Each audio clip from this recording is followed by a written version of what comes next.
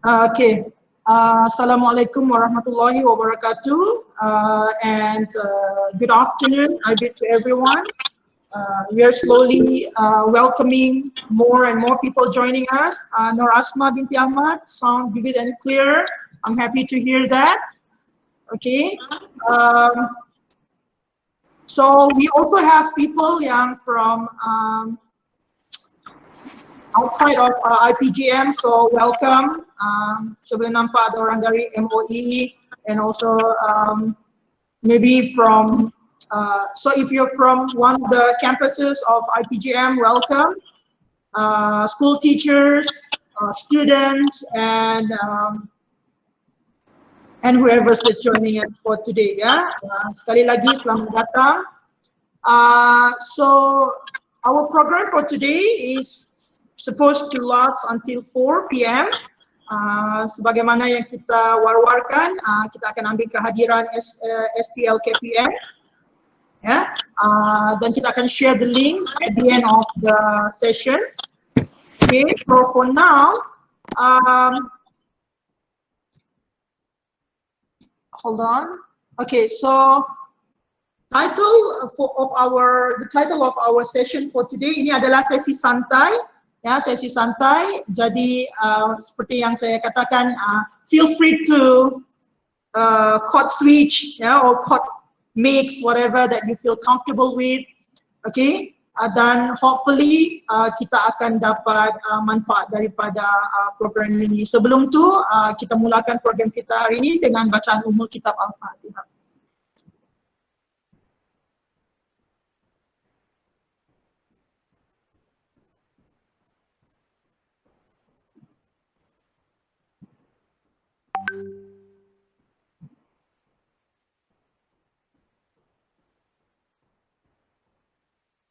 Okay, right. So the title of our session for today is Studying Locally and Overseas Cinta antara Benua. Yeah, and for your information, it sounds a little bit, I don't know how you put it, mushy or like right, a little bit, but there's a reason why we came up with that idea, ya. Sebab kita punya speakers hari ini adalah mereka yang sebenarnya ada pengalaman belajar di dalam dan juga di luar negara. Ya, kita bukan setakat mereka yang macam some people they're lucky enough that dia buat degree dia overseas, kan, masters dia overseas, ya, all the way. Ya, tapi kita punya speakers hari ini adalah orang-orang yang bertua dapat merasa kedua-duanya, ya. Dan from my own experience, sebenarnya dia adalah satu pengalaman yang, how do we put it, when kita dapat merasa kedua-duanya tu, dan sebenarnya that's why we feel that, I do not know how about you guys, but when I was there, I never felt more patriotic about Malaysia. Yeah, I never felt more patriotic about Malaysia. Suddenly, the things that we took for granted, kan, kita rasa macam bertuahnya kita menjadi rakyat Malaysia, kan? Ya, banyak dari segi ini. Jadi benda-benda tu yang sebenarnya hari ini kita cuba lihat like some similarities, differences, in terms of how to apply for the different scholarships, and also macam mana kita nak to bridge the gaps. Itu yang paling penting lah saya rasa hari ini. Kita cuba tengok macam mana kita dapat bridge the gaps between the two. Yeah. So without further ado, sekali lagi saya ingin mengucapkan selamat datang kepada mereka yang bersama-sama kita, sama ada daripada IPG, daripada kampus lain, ataupun mau dari guru-guru sekolah maupun staff, ya. Selamat datang ke program kita pada hari ini. Baiklah, because we have a lot of things to cover actually, kan. Kalau yang speakers tu saya sudah forward soalan tu sangat banyak sebenarnya, ya. And hopefully we will be able to cover them all for today. Jadi tanpa membuang masa, kita akan mulakan sesi kita pada hari ini. Orang kata tak kenal maka tak cinta, ya. Jadi I would like to give the floor to each of the speakers to introduce themselves Jadi kita mulakan dengan segala hormatnya. I would like to welcome Miss Cynthia C. James to briefly introduce herself. The floor is yours, Cyn. All right. Thanks, Aziz. Thanks also for inviting me for this sharing session. It's such an honor. So hi everyone. I'm Cynthia. I'm a primary school teacher, and I've been teaching in government primary schools for 16 years now, and I have taught in 3 different primary schools in 3 different districts, but all in Sabah. So my current school is in SK Serusuk in Tuaran. So I'm teaching in Tuaran now, and I teach English and music. Yeah, I think that's all. That's really brief. I think she's being humble right now. She's no stranger actually, but she's been very humble at the moment. Yeah, she's no stranger to all the English teachers in Sabah, not just English teachers, but teachers in general. Yeah, but that's the classic Cynthia that I know. She's very humble. Yeah, but we will keep it at that first. Yeah, mungkin masih panas-panas lagi. All right, so thank you, Cyn, for that very brief introduction. So now I would like to welcome our second speaker. We are very, very lucky, ladies and gentlemen. She's joining us from Auckland, New Zealand. And I feel so honored that she's here, that she's willing to participate. So without further ado, I would like to welcome Puan Bazilah Raihan to introduce herself. The floor is yours. Okay, Assalamualaikum dan selamat tengah hari. Tengah hari kan? It's still afternoon, right? In Malaysia. Thanks, Moderator Aziz, for giving me this opportunity to share a little bit with the hope that later on it will benefit those of you who are looking for opportunities to study abroad. Anyway, let me introduce myself. Before that, I'm Bazilah Raihan, but just call me Baz, or some friends also call me Z. I'm studying in the University of Auckland, New Zealand. I'm currently doing my PhD in education, focusing on entrepreneurship education, but the pedagogical approach aspect, not the entrepreneurship education in general. So I'm attached to University Malaysia Kelantan. I've been teaching in UMK I've been teaching since 2012. Before that, I was in UiTM for almost 2 years. Yeah, so still consider myself as a newbie in education, in academia. So that's it. Thank you, Puan Bazilah Raihan. It feels awkward sebenarnya kalau saya nak panggil dia Puan, sebab biasanya kita macam kak. And I also feel like I consider myself like young, jadi semua orang pun saya panggil kak. I hope you don't mind that. Thank you, Kak Bazilah Raihan. It sounds so formal, Puan. Like at 2 p.m. we drop the formality a bit now, yeah. Okay, so and also I feel I'm still younger than Nick Noor Anis, so although I call her Anis. So Anis, I'm sure that everyone is eager to know you, so please introduce yourself. So hello, hi. Thanks Aziz for having me for this session. So my name is Nick Noor Anis Kamal Zaman, but you can call me Anis, or my students, they always call me Teacher Anis or Madam. So currently I'm teaching in SMK Merapuh, Kuala Lipis, Pahang, and I did my Masters of Education, specialized in early childhood education in Monash University, Melbourne. And previously, before that, my first posting was in 2011, and then I worked for 3 years. And then I don't know what happened. Suddenly I got bored with teaching, and I applied for the scholarship, and I got it. And yeah, I was in Monash for 2 years. All right. That's all. Thank you, Anis.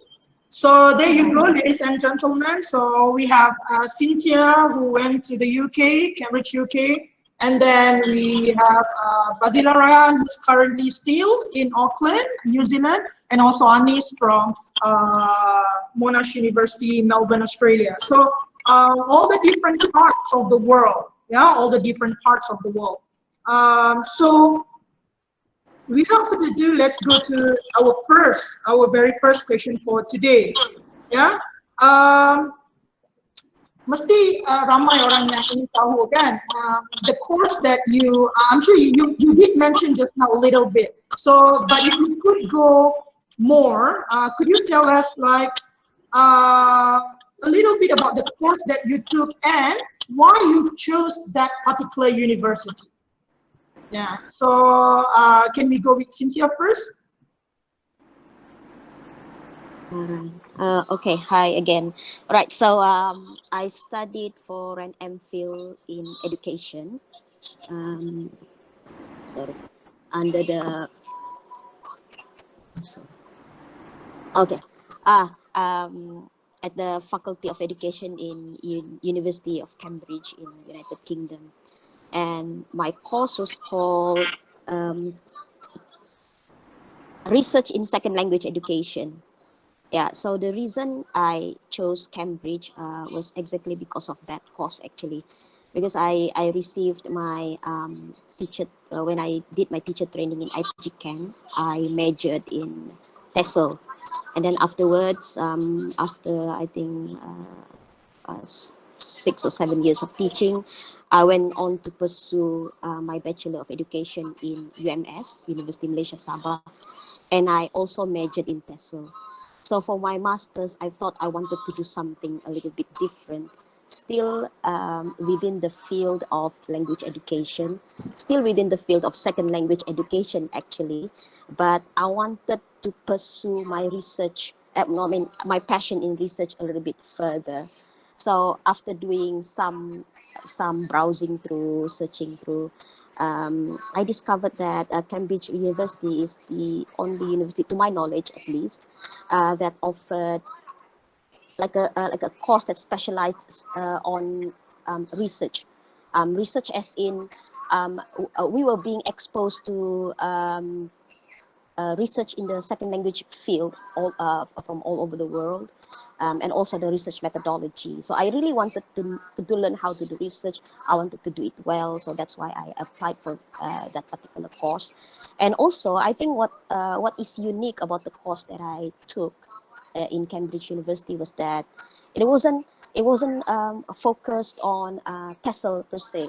It's more on second language education in general. So it can be like a Spanish as a second language or French as a second language. So in that course, I've had the opportunity to get to know teachers, educators, and researchers and people who are interested in second language education from various backgrounds. So it wasn't just before this, when I was doing my teacher training as well as my Bachelor of Education in UMS, I only get to mingle with people who teach English as a second language. But in Cambridge, it was a whole new, experience for me. And also, I particularly enjoyed the experience of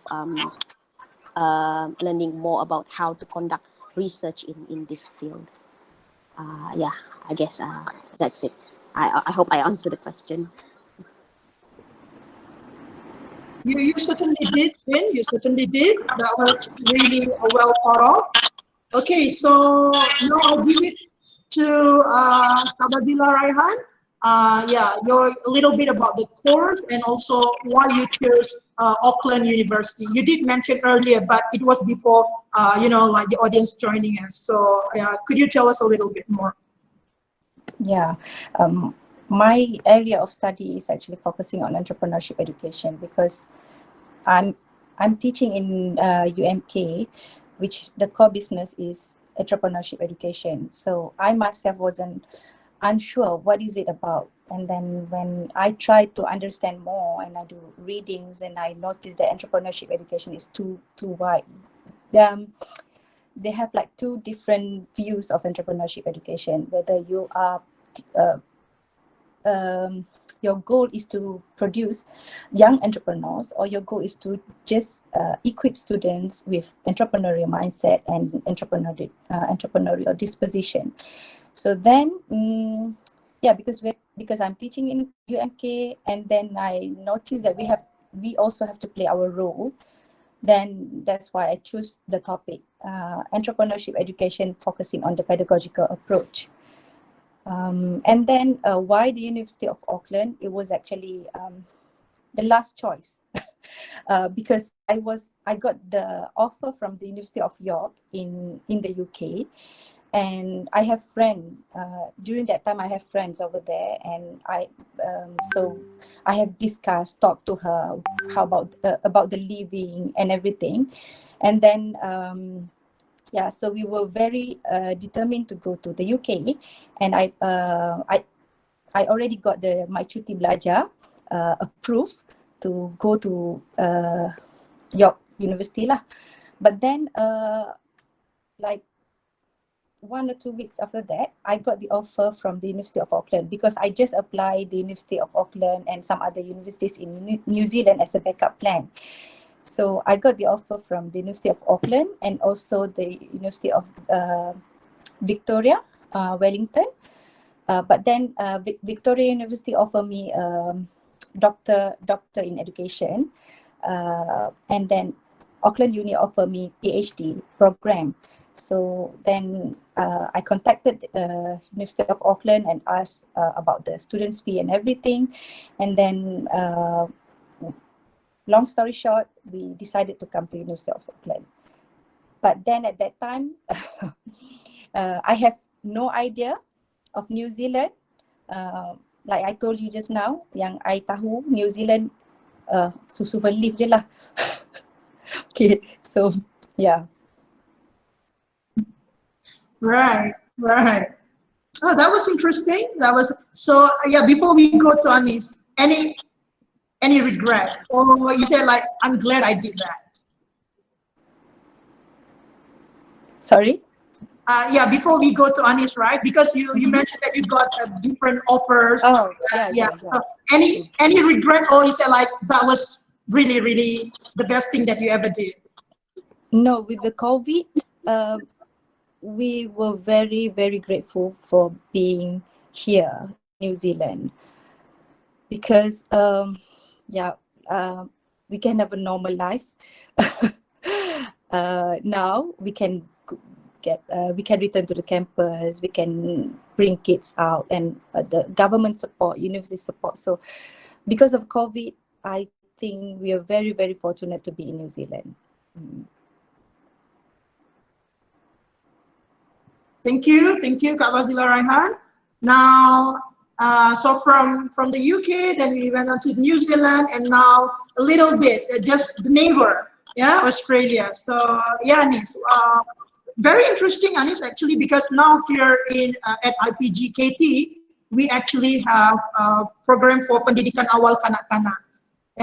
And we also have lecturers here with background of PAKK. So it would be great to know about your choice, because I know that you did TESOL as well, and then you decided to go for pendidikan early childhood education. So and Australia, Monash University, Australia. So would you like to explain about your choices? All right, thank you, Aziz. So, the master is Masters of Education in Early Childhood Education, and the duration for the masters is 2 years. And when I was there, I learned a lot about the good practice the Australian teachers do in the classroom. So and usually they do that based on research and evidence. So I think what I have learned a lot is the theories, the research, and also evidence-based. This is very important because when I was in Malaysia, I have never came across something like evidence-based practice, which is something that have been researched before and you apply that into your classroom. So I think for early childhood education, why I choose Monash is because actually that is not my first choice as well. Same like Kak Z. Okay, actually Australia is not even in my list. And that's the story behind it. I got the offer from Mara scholarship. I got Mara scholarship to choose from 100 top universities in the world, to choose only one university, and then I applied for UK and New Zealand. Okay, I applied for UK and New Zealand, and I got offers from the universities that I applied, but unfortunately, due to unsettled things, documents, dealing with PPD, KPM, and all those things, so I missed the September intake. I think in the UK they only have one intake, and I tried to search for other universities, and then I found out that Australia universities, they have two intakes, which is in February, yes, February and September. So I went for February intake. And why I choose Monash is because, okay, at first, Monash wasn't my first choice as well. It was Melbourne University, but suddenly, no, it's not suddenly. I came across, I read and I made some research on their courses and also the course subject. And it turns out that if I want to do TESOL, T-E-S-O-L, TESOL, it's something similar to our TESOL in Malaysia. So I decided to do something different. I want to explore something different. So instead of doing something that I already knew, I go for early childhood education. And I think it is really good because I have learned something that we have never seen in Malaysia, especially the practice. How do you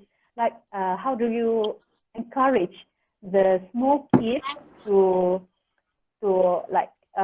have confidence in themselves, right? And then and a part of that, I think out of all states in Australia, Melbourne is like the best state. And another thing is it is affordable for the students. All right, that's all. Right, thank you Anis. Semua pun macam ada cerita di sebaliknya, right? So it's like almost like 360 degree. Yeah, I think for me, I mean, like from my experience, it's always been the UK. Macam and Scotland in particular. Cynthia knows me very well. So when I got the scholarship hari tu, when I got chevening scholarship, I listed down 3 things. Also KPM wanted top 100 kan. Yeah, luckily for me, 3 universiti yang saya pilih tu, the University of Edinburgh, Manchester and Glasgow, memang dalam top 50. So when I went for the interview, dia tanya kenapa 2 daripada 3 universiti itu adalah di Scotland. So I remember that my simple answer was like, I blurted out and I said like, it's beautiful. That's it. Yeah, I think that was so simplistic, but maybe honest. So I guess the rest is history. Okay, so interesting. Tapi sebelum kita pergi kepada soalan yang selebihnya, kita ada satu soalan. So before nanti sebelum saya lupa, baik kita tanya awal-awal. So I'm sure that this question is directed to Kak Bazilah Raihan. How much is the tuition fees in New Zealand for master degree, and how about the cost of living there? This is from Noor Asma binti Ahmad. So would you like to clarify? If you're planning to come here without scholarship, because like me, I came here for my first year, I came without scholarship because during that time, all the scholarship kena ditahan lah because of the political and also our currency. They told us that if I want to come, I have to wait until the scholarship open balik lah. But then we insisted to come, so financial is our main consideration. In terms of students' fee, actually the students' fee for PhD students is equal, sama je dengan the UK and also Australia. jumlah dia, if you convert to Malaysian ringgit, it will be just sama. But when I came, I was curious because when I got the invoice from the university, dalam tu stated only 8,000 plus including the insurance. So 8,000 something, if convert to Malaysian ringgit, will be around 24,000 ringgit Malaysia for PhD. So that's why I contacted the university, asked them, will I be charged for any other, for the courses that I attended ke apa? But they said, no, that's all the amount that you have to pay. So that's why we decided to come to New Zealand. Because the student fee in the UK, because I got the invoice as well, kena bayar 15 pound 320. 15,320 pound. Yeah, 15 pounds, sorry, 15,320 pounds for a year. But in New Zealand, $8,077 per year. So when I came and I registered, then we got the briefing from the deans, and they said that actually PhD students, they are sponsored by New Zealand government. 80% of their students' fee are sponsored by New Zealand government. But this only applicable to PhD students. If you plan to come to New Zealand for master's degree and you want to come, you want to use your own money, self-funded, so you have to pay 32,000 New Zealand dollar lah. Sama macam Australia juga. The cost is sama macam Australia. It's just that they give the benefit only to PhD students. And then, yeah, itulah costnya. Oh wow, I didn't know that. For real? Yeah. Yeah. Oh wow. Okay, so off to New Zealand then? No, right? I'm so easily swayed, lalang betul kan? Okay, but why not, right? Seriously, 80%. Yeah. And if I may share, please do. This will be covered in your question, your next question actually, but since I dah cakap, so if I may share, PhD students, we got the advantage, like we are treated like academic staff in the university, so we got our own office, we got our own desk, we can use a pantry, we can use everything, all the resources sama macam staff. And then kita dapat parking space, privileged parking space sama macam staff juga. And then every year they will give you 1,000, minimum 1,200 for your research, and you can carry forward sampailah, let's say you don't use your money for the first year, second year, third year, until fourth year baru nak guna, so cumulatively you will get like 4,800. But I have used my money already. I went to a conference in Bangkok and in Milan, so I had a chance to travel Europe as well, even though still in New Zealand. So I still have my money left, so I was planning to go to another conference, tapi dah COVID ni tak boleh lah. And you get the allowance for publication. You can also request for extra allowance if you want to attend more conference once let's say your money tadi tu you dah guna sampai habis. You can always ask for extra allowance from the university. Oh wow. So you really got the privilege. You really feel the privilege of being a PhD student in the university. Oh. Okay, goodbye UK then. I don't know about UK. But I'm just sharing what we have here, what we got here as PhD students. Yeah, that sounds too good to be true, but it's true, right? Okay. Thank you, Anis. We have more questions, but we will keep them. We will hold them first. Okay, so kita akan pergi kepada soalan seterusnya kepada Nick Anis. Ya, bila kita belajar di luar dan juga di dalam kan, mahu tak mahu, we cannot run away from, comparing and contrasting, kan? Okay, so Anis, from your experience, now that you're here and you've got the experience of studying locally and overseas, so what are some similarities and differences that you have noticed? Okay, thank you, Aziz.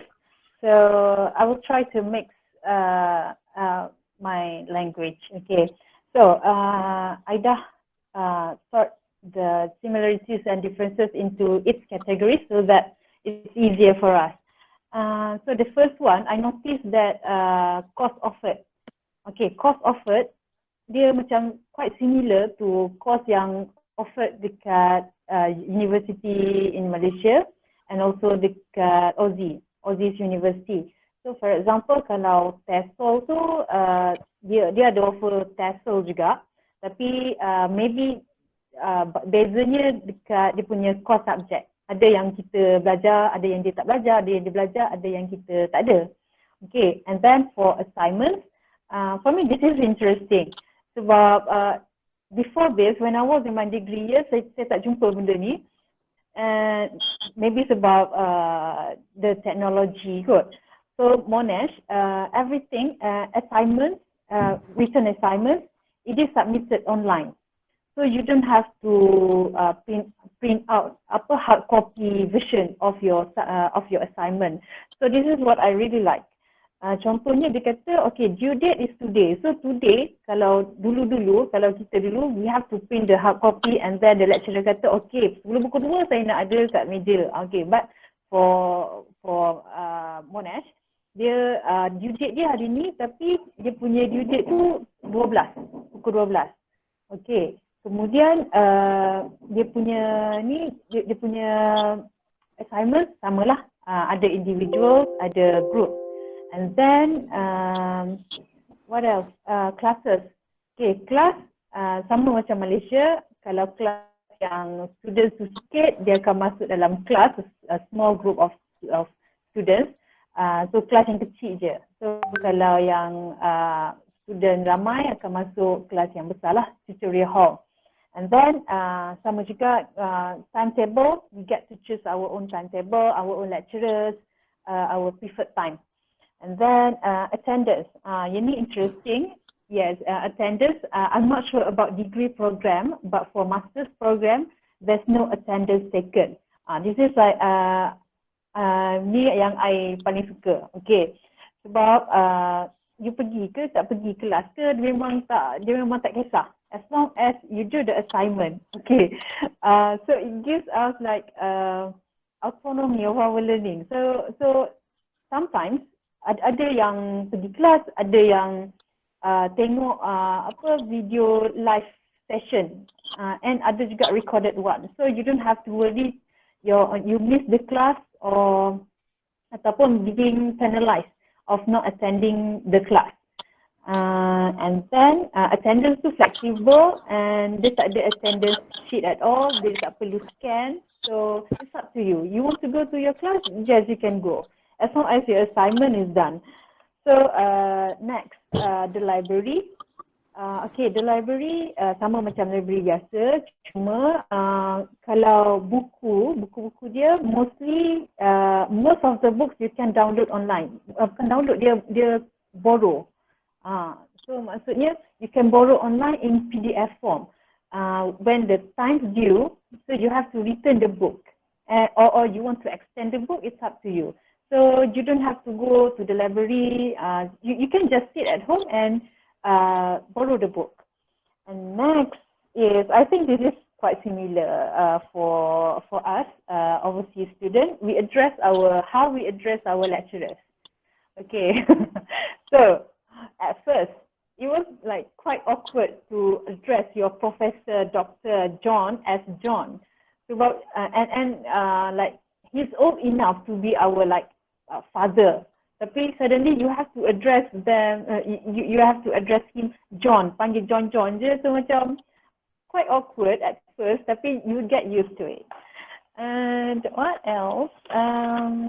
Okay, class situation. Okay, class situation, actually dia bukan teaching, they are not teaching, they are like discussing, and then in the class too, sometimes dia tak ada tables, there's no table, there's no chairs, but dia ada beanbags.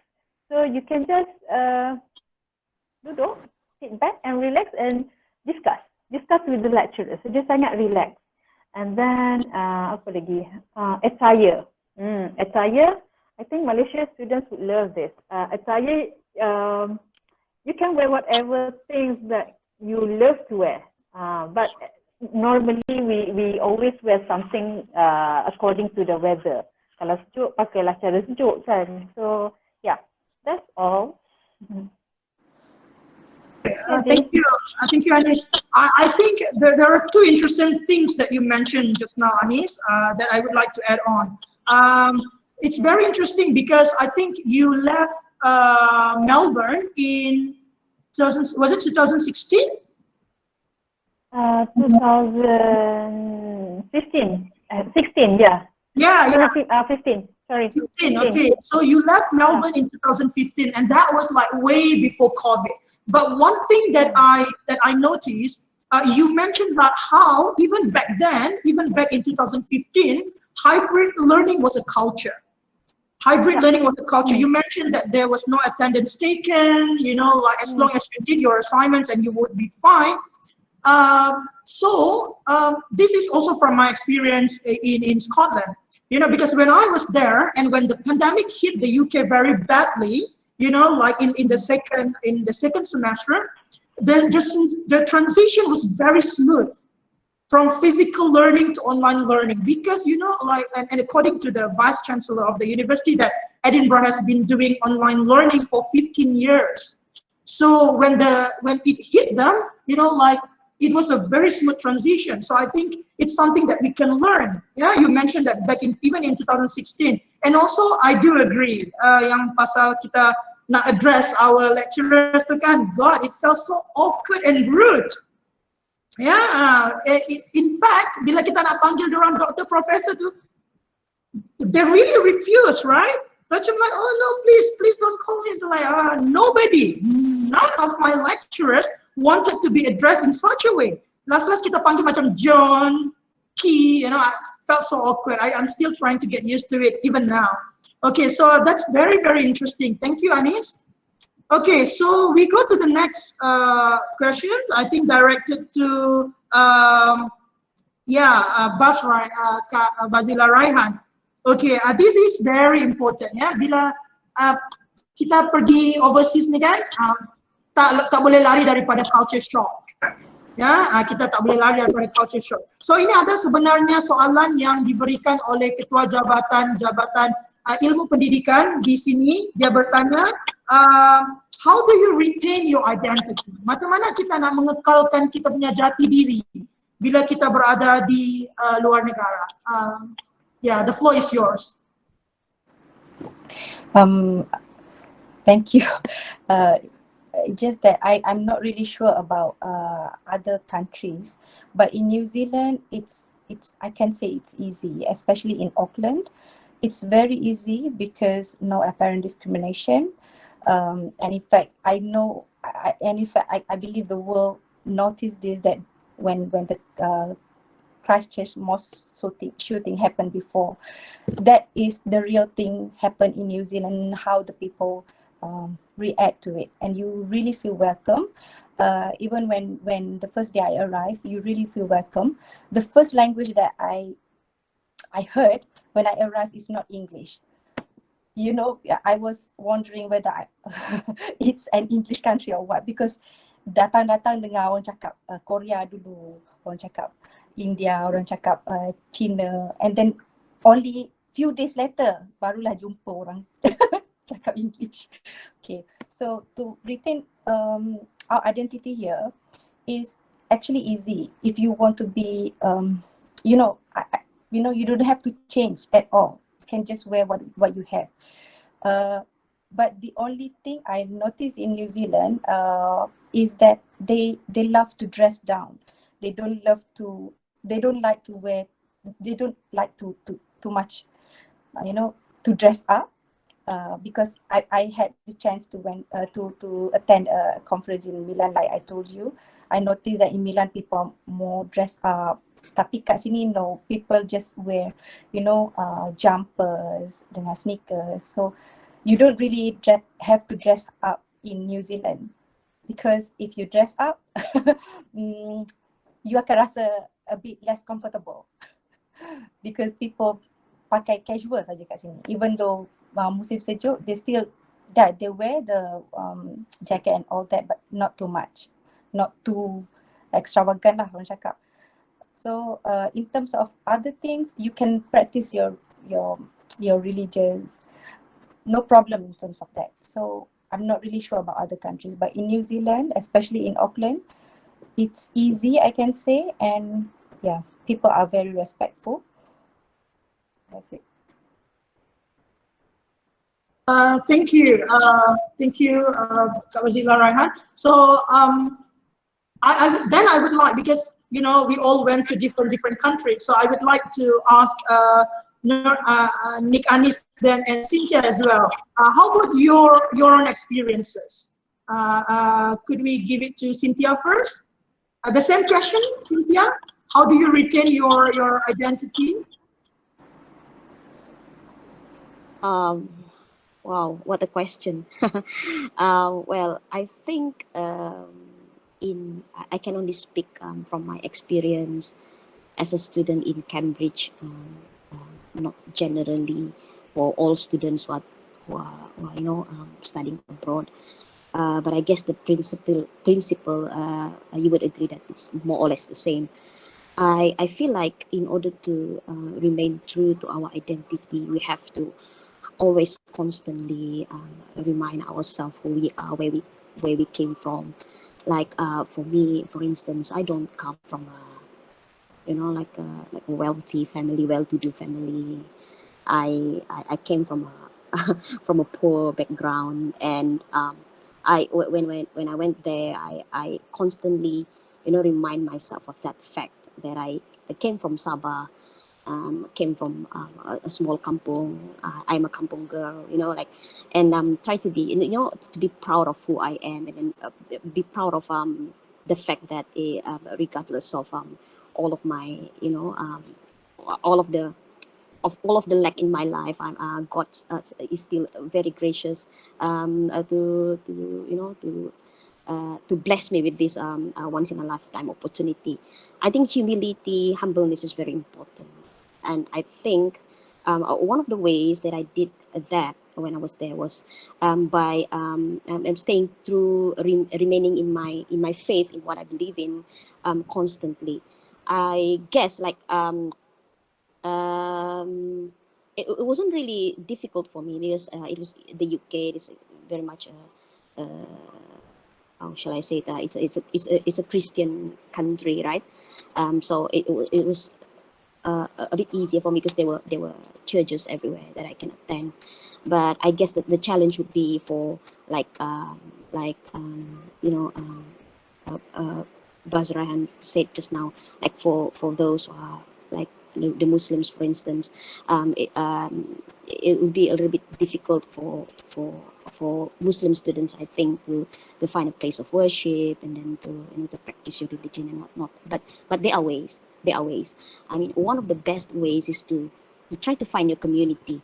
Like if for instance in Cambridge, there were not many Malaysians. There are not many Malaysians that actually you can count, like there are not many, but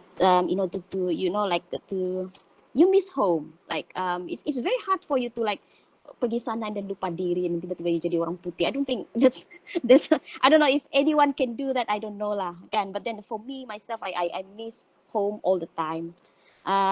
Even though I really enjoy Cambridge, it's a beautiful city, it's a beautiful student city, very quintessential English, and very historical with lots of arts and architecture that I really love.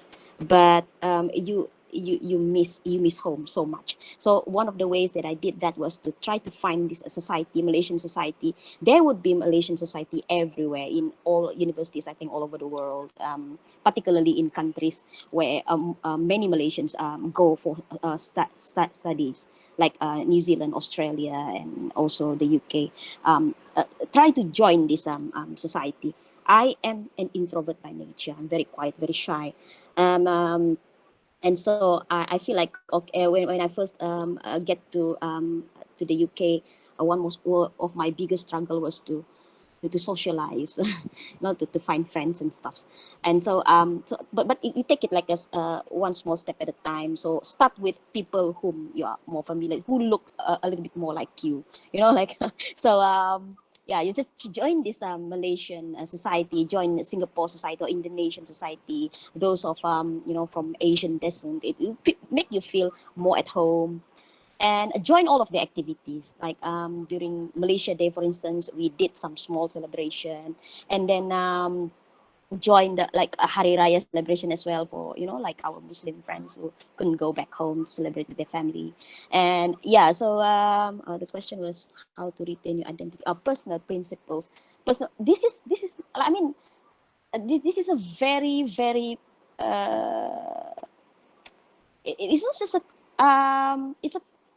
It's something that we need to retain wherever we are, right? Not just when we go abroad, but it becomes all the more important when we are so away from home. So I guess from my own personal experience, from my own personal point of view, is that just remind yourself of who you are, where you came from. Jangan lupa diri, you know, and then pray. If you believe in God, pray. If you don't believe in God, try to, you know, remain true to what you believe in, that because I believe that at the core of every human being there is goodness. We all believe in the common goodness, you know, like, so try to stay true to that. I don't know, like I hope I answered the question. You did, Sin. Yeah. Actually, yeah. I mean, like, of course, we were all homesick, kan? And then I remember, like, during the Raya celebration, I put on my kain samping for Terengganu, and then I went around, and then I got asked a lot.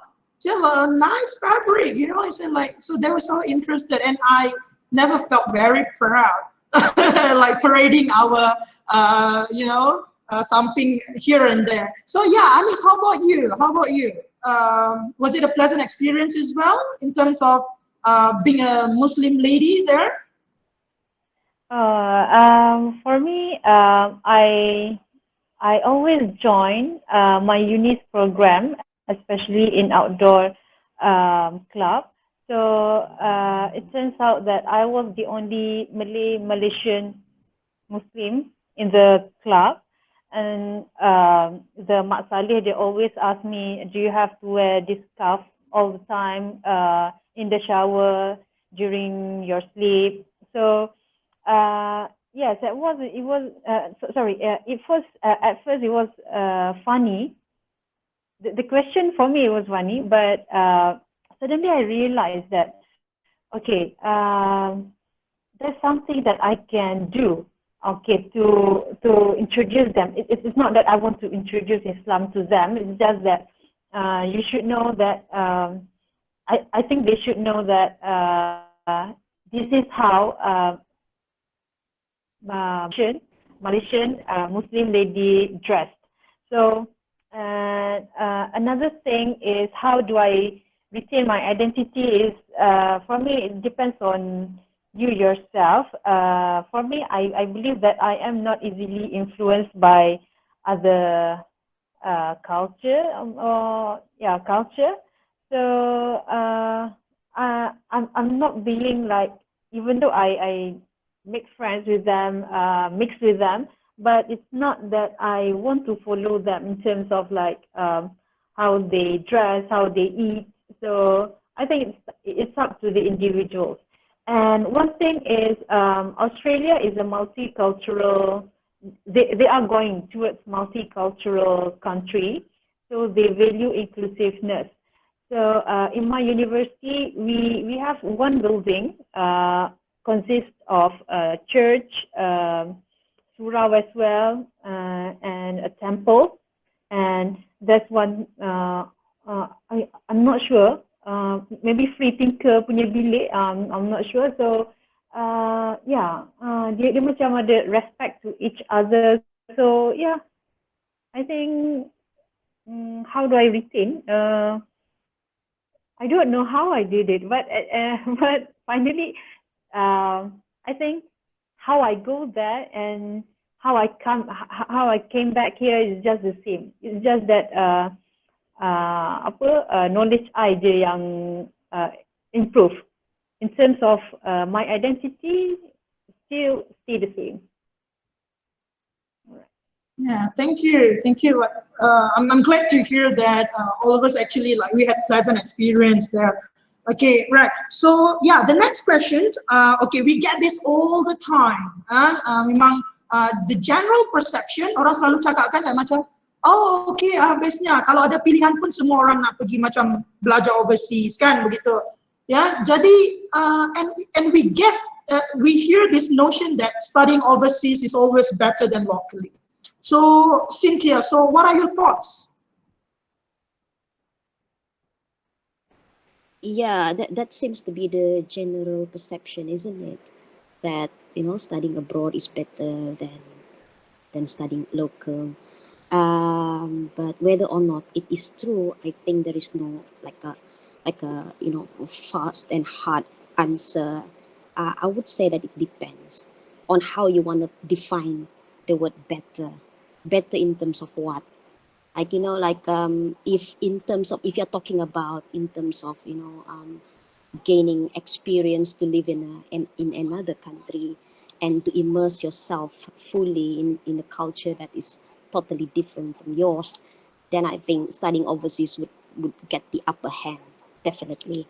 But then if we are talking about like the study itself, there are so many factors that we need to take into account before we can decide which one is better and which one is you know.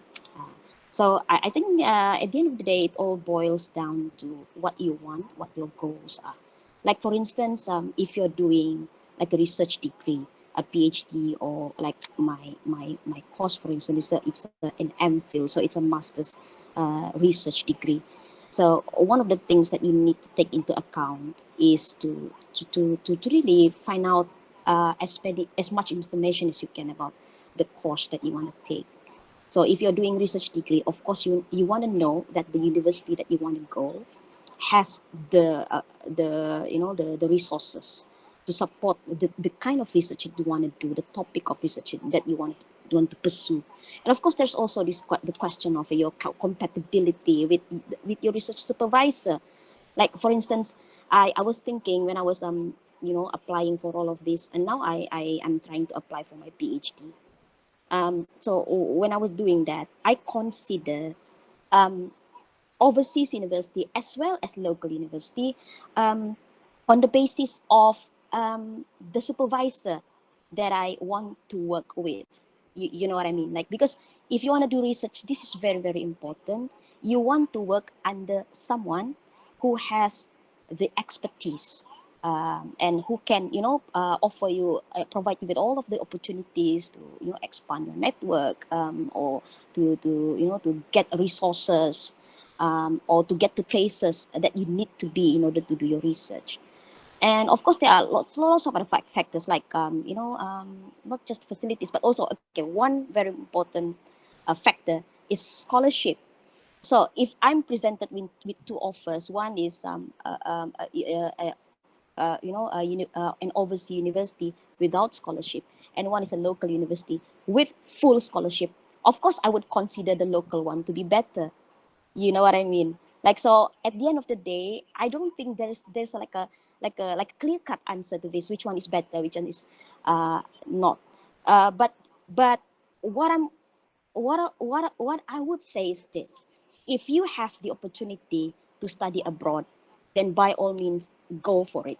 If you have the opportunity, if you have the money, if you have everything that you need in order to go, then go, because the experience of living in another country that is so foreign from mine, the opportunity of mingling with people from all walks of life, people whom I would otherwise not have encountered, you know, and also the opportunity to really mingle with, you know, to immerse yourself in the culture, to see places that you have never seen. It enriched, it has, all of these things have enriched me beyond what I can describe. So if you have the opportunity, go.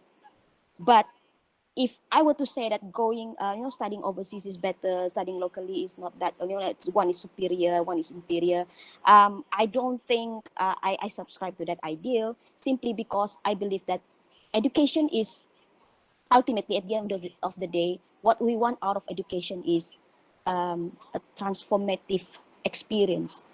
You know, like I can go study in overseas university, spend, you know, thousands and millions of ringgit, and then come back with a certificate, but then remain the same person as I was before I went, you know. Or I can just go do a PhD in a university that's the closest to my house, but then upon graduating, apply everything that I've learned, to make the world a better place, make an impact on society. So at the end of the day, it boils down to what you make out of the education that you receive, out of the opportunities that you receive, regardless of where you get the degree from. So if you have the opportunity to go overseas, go. But if you can't, don't ever feel like your degree, your local degree, is inferior to those of overseas. Remember that there's always, you know, ways for you to gain, that the maybe not exactly the same, but there's always, you know, ways for you to make up for that lacking, you know, like in terms of you can't go overseas to you know, to live there for a bit, and stuff like that, you know. There are ways to do that. And also, there's another thing that I want to say. um, what was it? It just slipped my mind about, let me,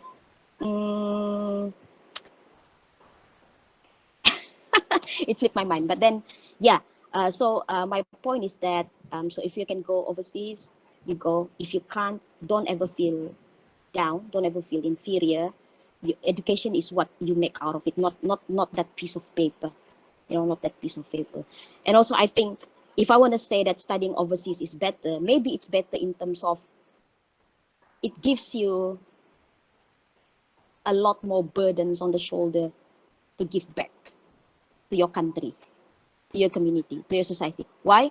Because you have this opportunity that other people don't have. So you owe it to your to people who can't go. Like, you owe it to your society. You owe it to your community to to give back, to pay it forward, and to give opportunities to the next generation to you know, to experience the same kind of, you know, to access the same kind of opportunities that you have had. Like for me, for instance, this is quite personal. Like because I told you that I came from like a poor background. I you know, so you know, the opportunity of studying overseas and helped me to open my eyes to all the things that I otherwise wouldn't have, like, because even go melancong ba, I mean, it's not something that I have the privilege of going so very often when I was younger. So when I got that opportunity, I came back, and I look at the state of our Sabahan students, the poor ones, for instance. When I look at them, I know that they have brains that are like good enough for Cambridge, but how many of them could go, because of the deprivation that they're experiencing due to you know, the poverty and yeah, socioeconomic scarcities.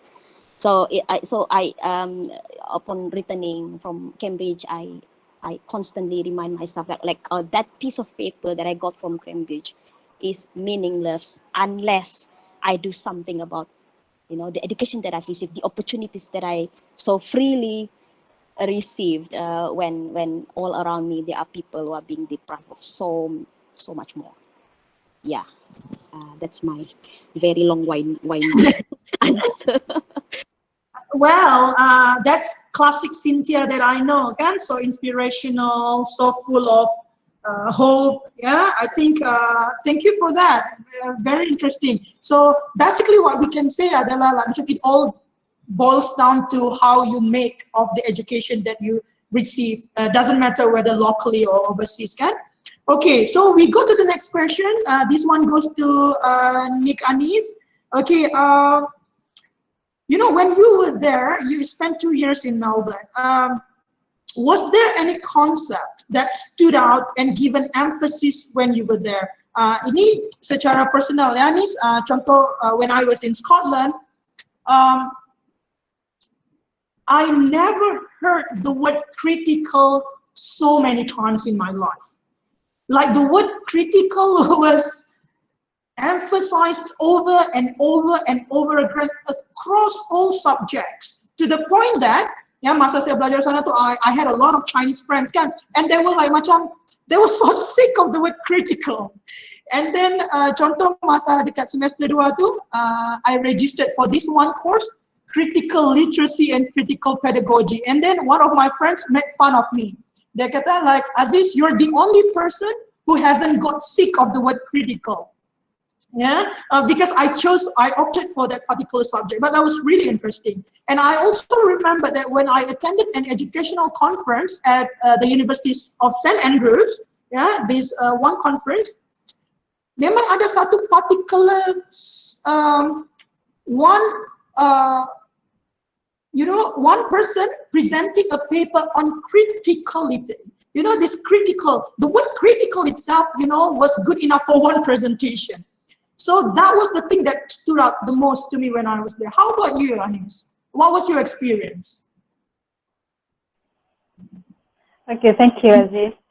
I think we are similar, because when I was in Monash as well, I kept on hearing the word critical thinking. I'm not sure. You know what? The first time I heard that word, I was like, oh, okay, being critical. So maybe to think out of the box. Okay, I thought that it is gonna be that easy, but actually it's more than that. So most of my lecturers in all subjects, they always ask me to think critical, to have a deep understanding of something, and then to recreate, it's not recreate, it's explain the concept in our own words. But most of us, we don't have enough, we are not being enough critical. At first I was really clueless, what is critical actually? Okay, and throughout the weeks and months, finally, after consulting the lecturers and discuss with our classmates, finally I got to a point that being critical is to think beyond our kebiasaan. It's not to think out of the box, because I have tried that once, actually, to think out of the box, but it goes to something else, other concept. But actually, critical thinking is to think beyond our kebiasaan. That is from my understanding. And another thing that I have noticed is they promote my university, they promote on independent learning. Okay, that is why we don't have attendance. And throughout the 2 years of learning, we were not given any notes at all.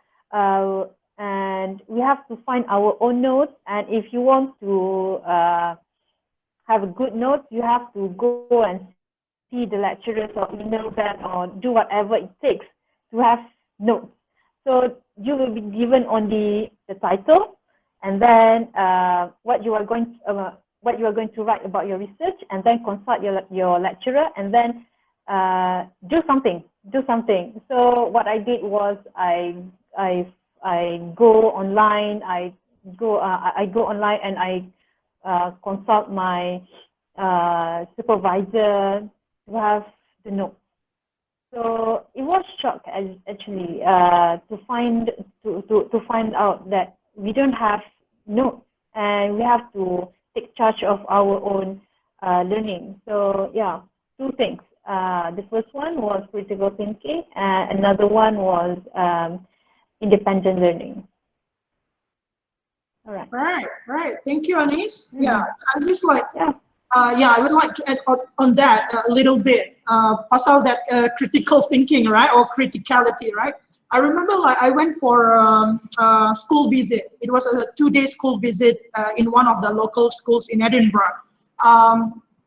And the reason why, actually, it was one of the reasons why I chose the University of Edinburgh to do my TESOL, because to my knowledge, At that time, it was the only university that offered school visit.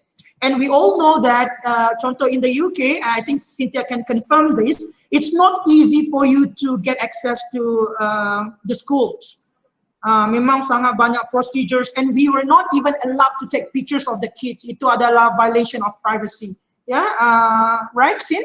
Yeah, it was a violation of privacy. Bukan macam kita di sini kan, kita boleh pergi sekolah ambil gambar dengan budak-budak macam tu, you know, like we couldn't do that. But I remember, so when I was there, I got the chance to pergi observe one of the lessons, and it was on music. Yeah, so cikgu dia ketika tu saya masuk kelas tu, murid dia adalah dalam 12-13 ya, umur 12-13 tahun. Dan cikgu dia kata apa? We will record our performance, and after that I want you to comment, I want you to give feedback. But I do not want you to just say like, okay, that's good, that's really nice. But I remember that the teacher used the word criticality to children aged 13 and 14 years old. And I doubt that's the case here. Kan macam nak ajar budak ya umur 13-12 tahun pasal the word criticality. So I think that's a very, very good experience right there. Okay, so since Bas is taking a break for prayer, so kita akan seterusnya bagi soalan kepada Cynthia. So Sin, are there any gaps between, you know, studying locally and abroad that should be bridged? I think this is a very important question. Do you mean gaps as in, you know, what is lacking in the local study as compared to overseas? Yeah, something like that. Maybe what's lacking there, but we have it here, and what's lacking here, but we have it there. You know, something like that. Okay, all right. I think I can only speak from my own experience, of course. I can't speak on behalf of those who have received the education in other local universities in Malaysia. So I did my undergrad studies in UMS, and prior to that, I received my teacher training in IPG Kent. So I think probably the biggest gap would be in terms of networking opportunities. I'm not sure because before I went to Cambridge to pursue my master's in philosophy in education, I actually did like for a brief while, I did a master's degree in UMS, which I didn't finish because as soon as I received the scholarship to go to Cambridge, I dropped out from UMS and then I went to Cambridge. So I think I'm probably in quite a good position also to compare between the opportunities of networking in UMS as compared to in Cambridge. I think because Cambridge itself is an international university where there are lots of international students. We have international students in UMS as well, but not, of course, not as many as it's incomparable, of course, as in Cambridge. I think this is one of the things that would truly enrich you, especially if you're pursuing study at postgraduate level. Because postgraduate level, especially if you're pursuing research, right? You need to expand your worldview. You need to you need to have like as wide of a perspective as possible. You need to be a global player. Like if whatever field of study that you choose to research on, you need to have like a global perspective. So I think at that time I actually the topic that I proposed when I was doing that in UMS was quite similar to the one that I finally also proposed in Cambridge, but the difference was that in Cambridge I had the opportunity to join like a research group comprising of people from universities from all over the world. Like recently, I'm still in the group actually because if you're an alumni, you can like you have all of these benefits and privileges, and they constantly like I update you through emails of the latest events that you can join for free. So that's the best thing about Cambridge, I think, because yeah, once you're you know, if you are an alumni, you'd be like sort of like a member of your college forever. You're a member of your faculty forever, and the research group that you subscribe to, you'd be a member of that forever. So I'm very passionate about education technology. So recently I joined this roundtable discussion, and then the participants of the, you know, the discussion comprised of people from not just universities in the UK, but also I had the opportunity to listen to sharings from people, in educators and researchers in Pakistan, in Malawi, in Papua New Guinea, in places where you know, like I would never have been able to, you know, get exposed to if it's not because of this opportunity. So in UMS, I think that was what was lacking at that time. I really struggled. I only knew about, you know, the global contexts of the field of research that I undertook through my reading, of course, and of course through you know, self-motivated, self-determined initiatives, like going for conferences, or, you know, subscribing to the newsletters, or participating in online webinars and whatnot.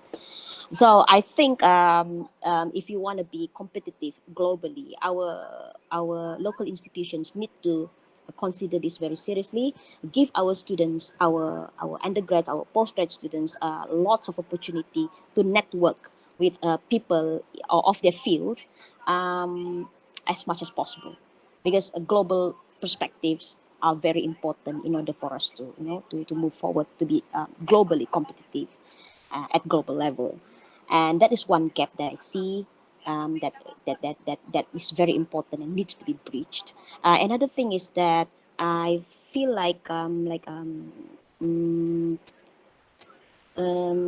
the overseas, okay, so one is the research group, okay, networking opportunities, and another one is access to, like the access to the, this is sort of like similar to networking as well, but a little bit different, like access to the global players in your field, in your chosen field. Like for my field, for instance, I'm very lucky because my field is ELT, and also so like in the biggest teaching English as a foreign language conference, the originator, or the you know, the organizer is in the UK, the IATEFL organization, so which I'm a member of. And so I can have, like, you know, I can just simply go to any of these conferences and get access to, you know, all of these big names in the field, which locally I would only have that kind of opportunity when I go to conferences. So I think this is yeah, it's a very important gap to be bridged, because I do believe that our students need to be able to have access to these opportunities as much as possible. And now with the rise of technology, especially after, you know, during the pandemic, also post-pandemic, we are looking at education at high level, post-pandemic era. I think people are more you know, comfortable, or more sort of like normalized with the idea of, you know, attending webinars. This the webinar, this sharing session today is just one, you know, small example. So I think it's easier. It's easier nowadays, because people are sort of like, you know, being normalized into that kind of thing. As for what we have locally that they don't have over there,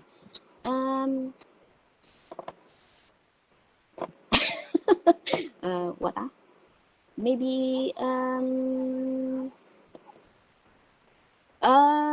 don't know. I can't really. I mean, I can't really speak on behalf of everyone. I can only speak on based on my own experience in my own small faculty, in my own small course. You know, like just you know, saying something generalized, to generalize things wouldn't be, you know. So I think what is lacking is probably some sort of like structure. I guess like Anis as well as Bas Raihan just now just mentioned something about like in overseas there's like attendance were not taken, like it's quite like a free kind of thing lah, macam anarki adalah juga sikit-sikit tak, bukan juga lah anarki, but then like this lack of order, like I think it's an Asian thing lah kan. Over here we have sort of like, okay, you have to do this, you have to do this, you have to do this. So you have sort of like a fixed schedule. So you have, and then you sort of that kind of thing. But from my personal experience, my very limited experience actually in Cambridge, I can't speak on behalf of all the universities in the UK, but like in Cambridge and also in my faculty only, not generalizing it to all faculties in Cambridge.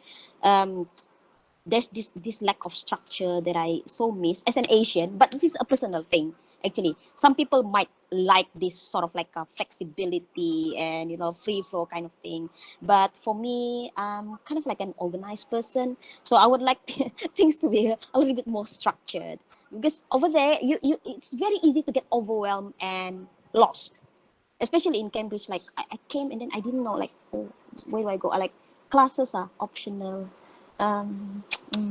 where do I go from here? Like, so it really there's a pros and cons lah. Okay, there's a pros and cons, because in on one side it teaches you to be an independent learner, so you have to like be more responsible for your own learning and stuff like that. Yeah, that's all that I can think of at the moment. There's one thing actually, but I keep slipping my mind, but it's okay. I'll just probably just let you know when it comes back. Yeah. Yeah. Sure. We will get back once it comes back to your mind. Okay, thank you, Sin. Yeah. So we go to this one question that a lot of people would like to know. Sorry. The scholarships. All of you. I'm sorry. Allow me to drink. You may drink as well.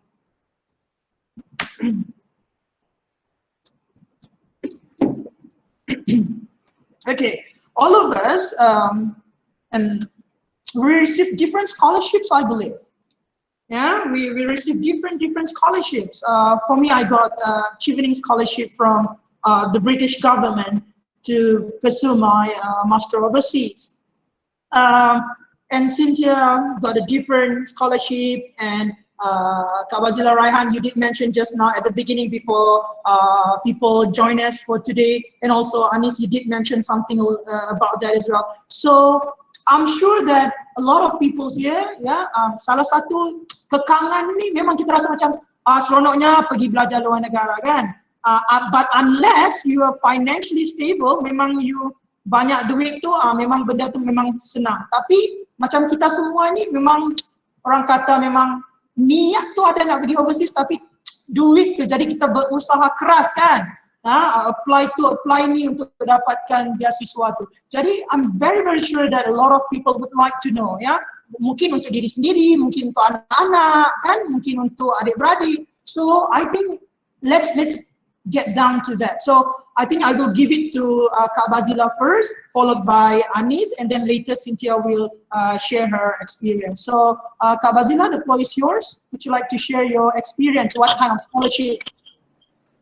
Yeah, like I told you initially, I came for my first year self-funded, but because that time scholarship was withheld. But then in my second year, I got the SLAP scholarship, Scheme Latihan Akademik Bumi Putra, because I'm attached to UMK. So memang for UMK or for university lecturers, we have this kind of fund, SLAP or slides for all the lecturers. So for my second year, I got the scholarship. Until now, but because I am already in my fourth year and the scholarship, we know that Malaysian scholarship nowadays, they only fund for 3 years. So because I already in my fourth year, I should have returned to Malaysia. I should return to Malaysia end of this April. But then because I haven't finished with my my writing, so I plan to stay, and I applied for extension, but without scholarship and without pay. Tak ada gaji lah, so maksudnya unpaid leave lah. Now, I'm not from a well-to-do family. At the first place, I'm from a mediocre family as well. But because during my first year, my supervisor offered me to be her RA. So I managed to find my husband is working, and I managed to get the offer, the position of RA at the university as well. And then for my second year, because I got the scholarship, so my second year and my third year, for my third year, I got the job offer from a company. There's a company, a language center. They approached me. They got the details from university website. They're looking for someone who can teach Bahasa Malaysia to government officer in New Zealand, and the pay was quite good. So I took the opportunity as well.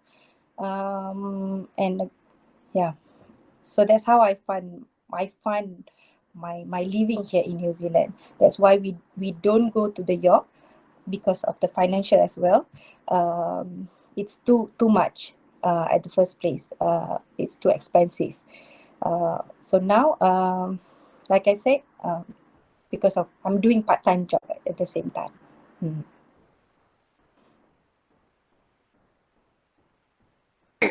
Thank you. Then, how about you, Anis? What scholarship did you get? Okay, so I got a MARA scholarship for Master's Overseas Program in 2014.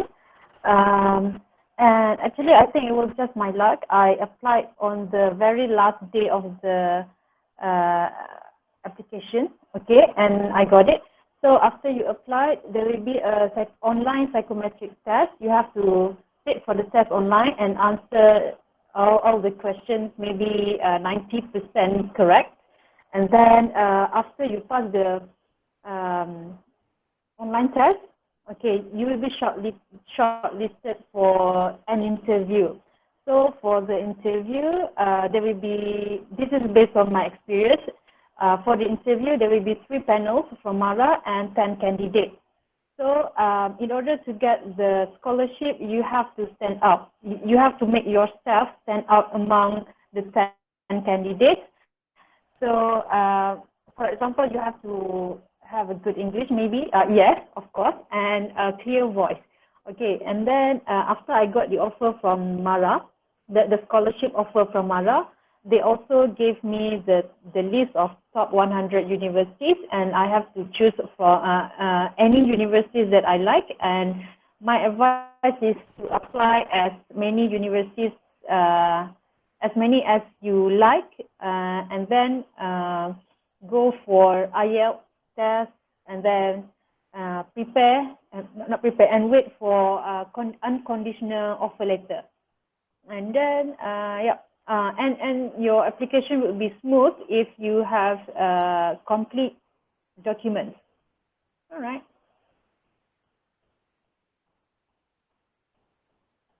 Thank you, Anis. Right. Then let's go to Cynthia then.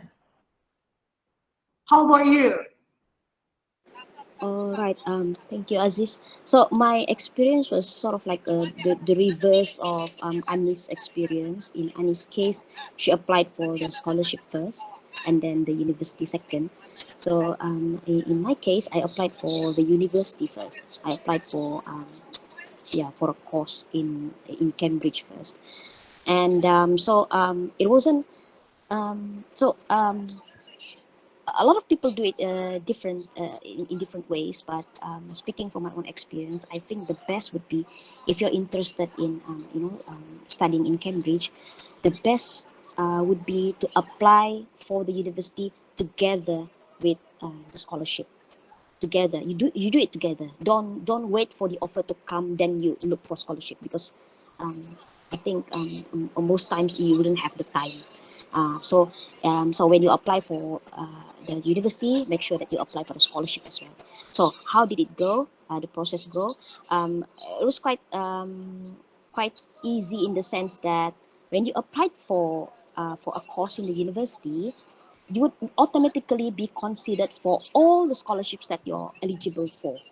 For instance, like you don't have to because Cambridge is a really, really big university, very old university with lots of wealthy alumni.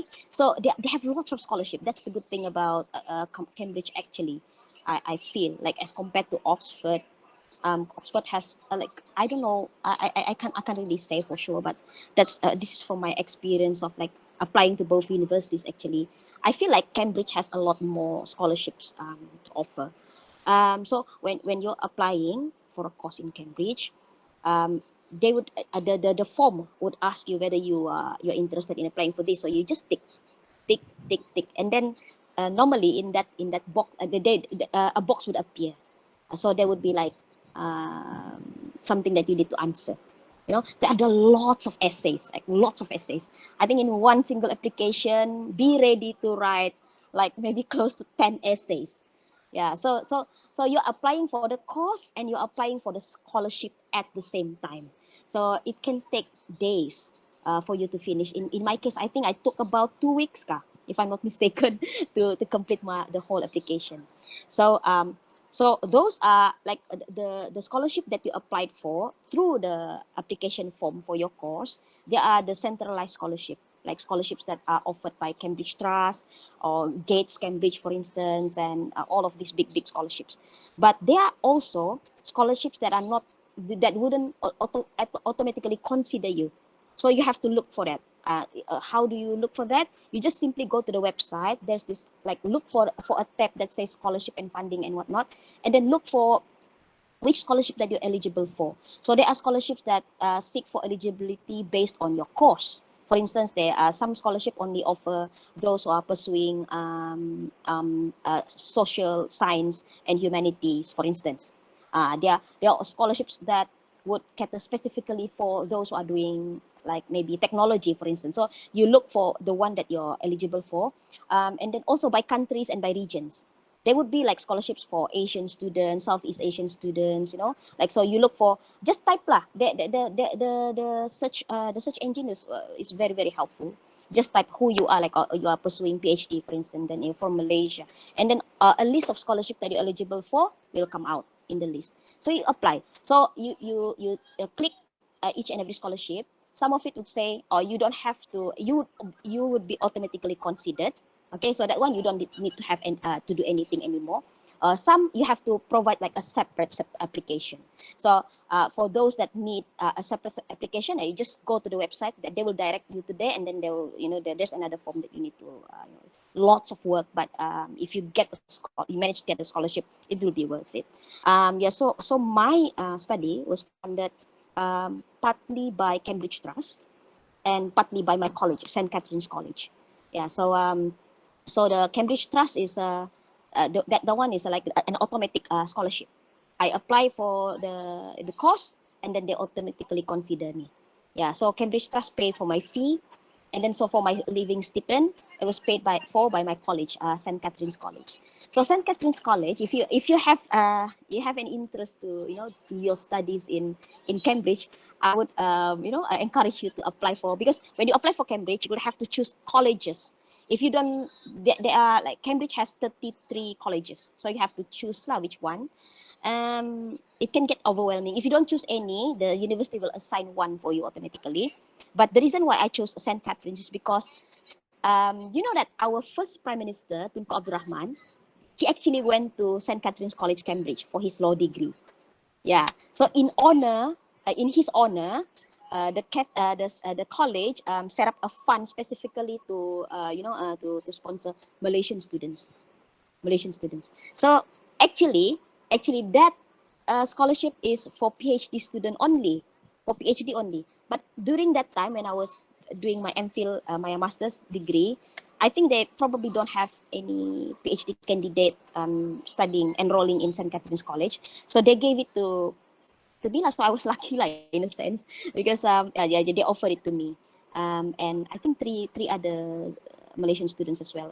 One doing law, another one doing, can't remember. But the only thing is that they only this scholarship only sponsors students who are doing social sciences and humanities, in the social sciences and humanities field, and also your research topic must be based in Southeast Asia. So it's not just Malaysia. You can do, you know, like your research in Indonesia or neighboring countries. As long as it's still within Southeast Asia, then you're eligible to apply for this one. So yeah, I don't know if the scholarship still exists though, because I think for colleges, right, it will depend very much on funders, people sponsoring, so mostly coming from alumni. So I would assume that the Tunku Abdul Rahman scholarship is sponsored by the family of the late Tunku Abdul Rahman. So if they are still sponsoring, then you still have the chance to, you know, like, apply for that. If not, don't worry, because in Cambridge, there are, like I said, there are lots of scholarships that you can apply for, lots, because they are rich. And then also so yeah, another thing is that once you apply, and then once you get an offer, normally you will get like a conditional offer first. Why conditional? Mainly because of funding. Because as long as you can't, you know, prove to the university that you are able to pay fully for all your expenses for the whole duration of your study, they won't convert your offer to unconditional. So one of the ways for you to, you know, to prove that would be to sort of like upload some. If you wanna fund yourself, then you have to sort of like upload some sort of like a declaration saying that okay, yeah, I can fund myself, you know. Okay, if you're waiting for scholarship, once you get your offer of scholarship from your sponsor, just upload the letter. So for teachers, I think just apply HLP. Yeah, HLP, I think because Cambridge is definitely one of the universities listed in the, you know, universities that they are willing to sponsor. Another thing is that once you get a conditional offer, the university, the post-grad committee would contact you on a regular basis. That's what I like, actually. I totally would give them 5 stars, you know, like, for their service.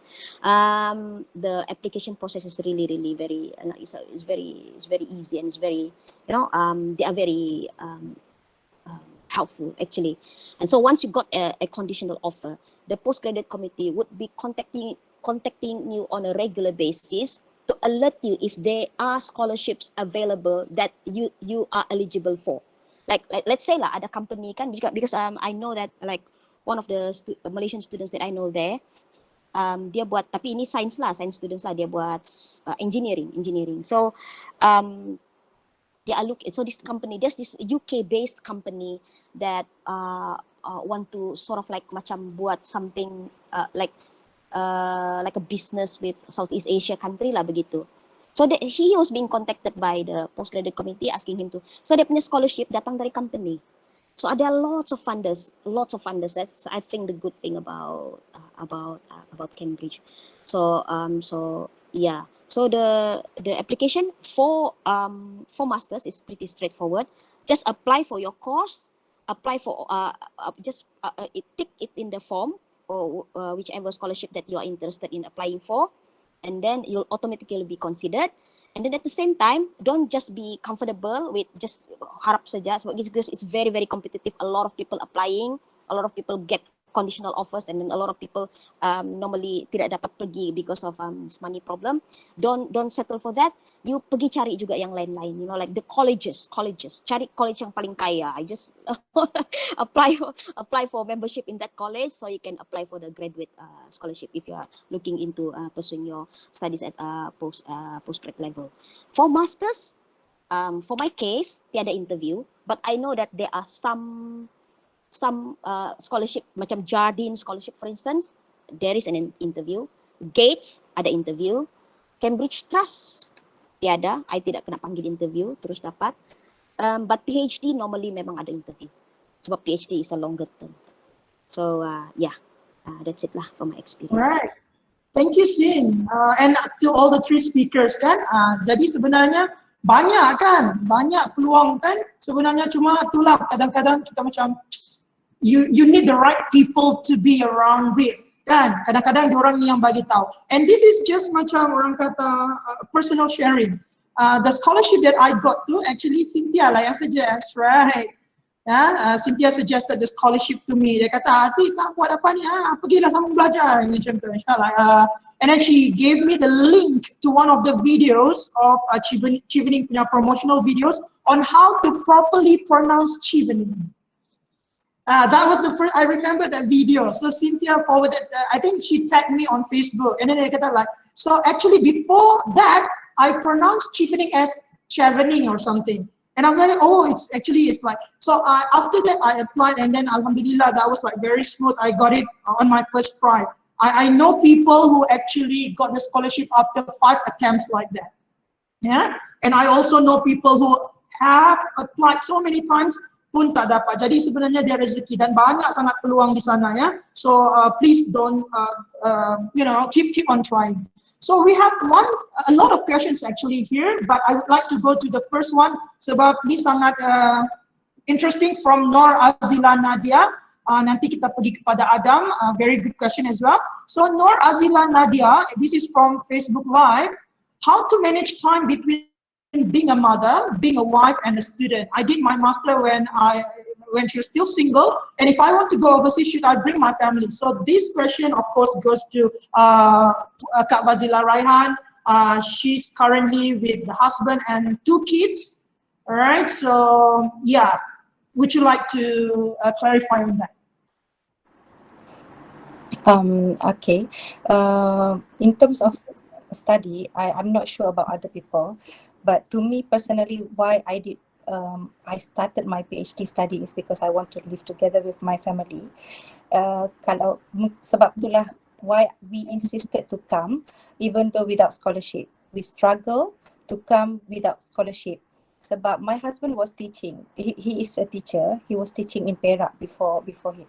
Since we got married, we've never lived together as a family.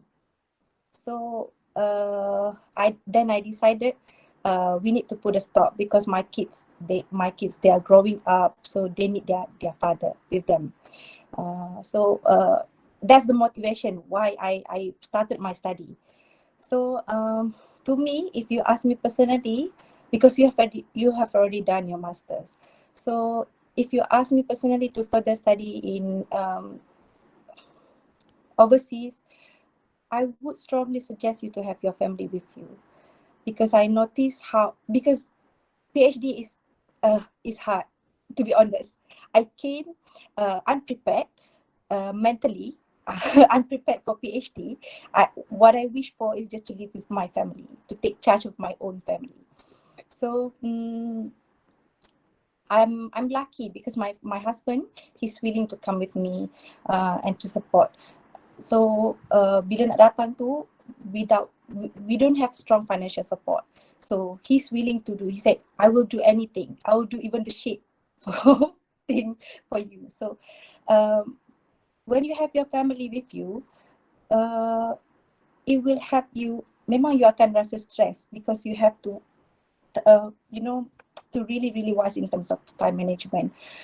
Bila nak pergi office belajar, bila nak handle anak, nak uruskan husband you, pergi kerja, because you have to prepare the bento or lunch or bekal lah, kita kata bekal kan, for him nak pergi kerja, because it's not we need to really thrifty lah, nak spend money ni kan. Kalau nak beli je selalu banyak juga, so nak kena sediakan bekal untuk your husband lagi. And then your kids kat sini school primary school ke secondary school pun tak ada canteen, you have to prepare their lunch boxes as well.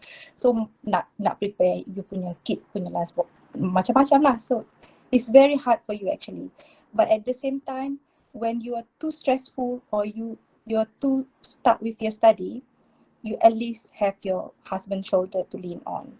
And walaupun dia tak boleh tolong in terms of your study, but dia akan help you bawa pergi jalan ke, to help you to release, to feel more okay, better.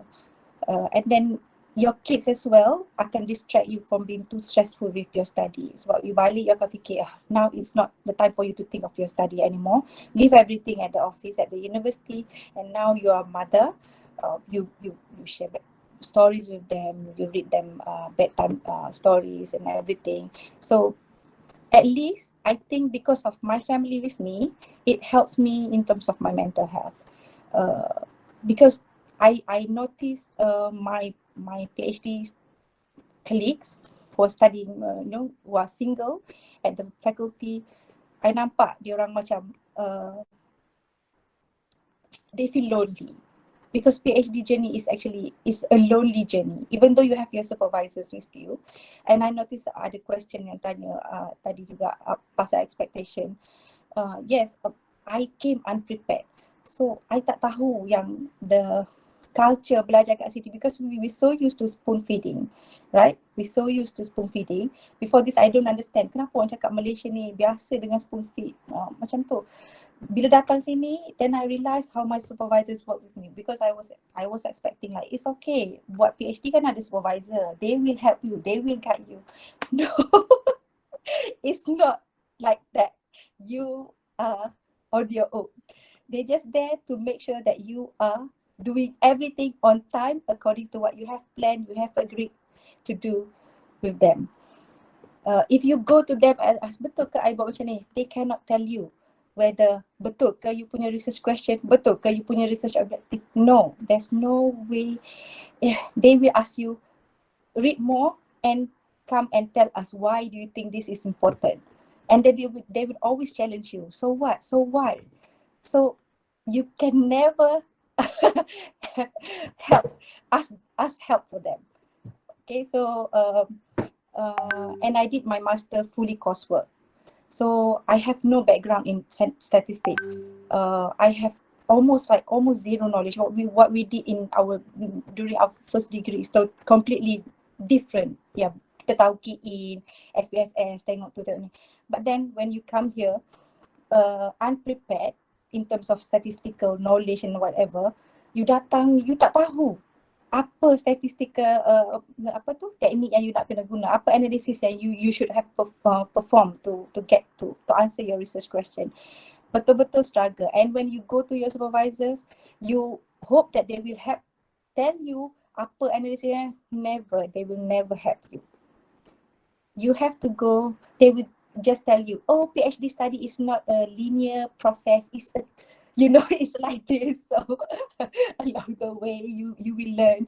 And then after first year, second year, when you met them, they say, oh, you notice that how were you before and how are you now? Did you notice the differences? Dulu you macam mana, you tak tahu, sekarang you dah boleh cakap macam ni. So they want us to learn everything by ourselves. So itulah cabarannya. But I would strongly suggest, I don't know about other people's opinion, but I personally, based on my experience, I would say if you want to do your PhD overseas, come with your family. Because it will help you, even though you say that you are distracted because of the house chores and everything, but at the same time, it helps you it motivates you, because you know that, yeah, because my first year, I went to my supervisor. I told my supervisor, I want to quit my PhD because I'm happy with my family right now. I don't think PhD is important anymore for me. So this is what I want. I want to live with my family. I want to be a mother. I want to be a wife. I want to be there for my family. So I got all this already. So I don't think PhD is important anymore for me. That's what I told my supervisor. But then my supervisor told me, okay, take a break for 2 weeks. You just go and forget about your study as if you're here for holiday. Jangan fikir about your study. And then when you think you're strong enough, come and see me again. And then that's what I did. I ingat after 2 weeks, saya tak nak pergi jumpa. Macam malas lah. Because I was not funded by the government pun masa tu, so macam tak apalah, malas lah jumpa balik. So after 2 weeks I fikir tak apalah, pergilah jumpa balik, nak dengar supervisor cakap apa. And then when I met her, she told me that you said you want to do this for your family. You said that you're here for your family and your mother. What happened if later on your kids pun lalui journey yang macam ni and they want to give up? So how will you advise them? Because you're also doing things halfway, kan? So macam I fikir balik, macam setak lah juga. So dia kata tak apa, so kita buat slow. That's their function. They are there just to support you, but not to help, but not to clear the things for you. They just there to support you, like emotionally or motivate you, something like that. But the supervisors are not there to clear the mess for you. And then I miss about scholarship because before this in Auckland Uni as well, if you apply for a PhD or masters, your application will automatically be considered for scholarship. So before this, I didn't know about that, so I wasn't aware.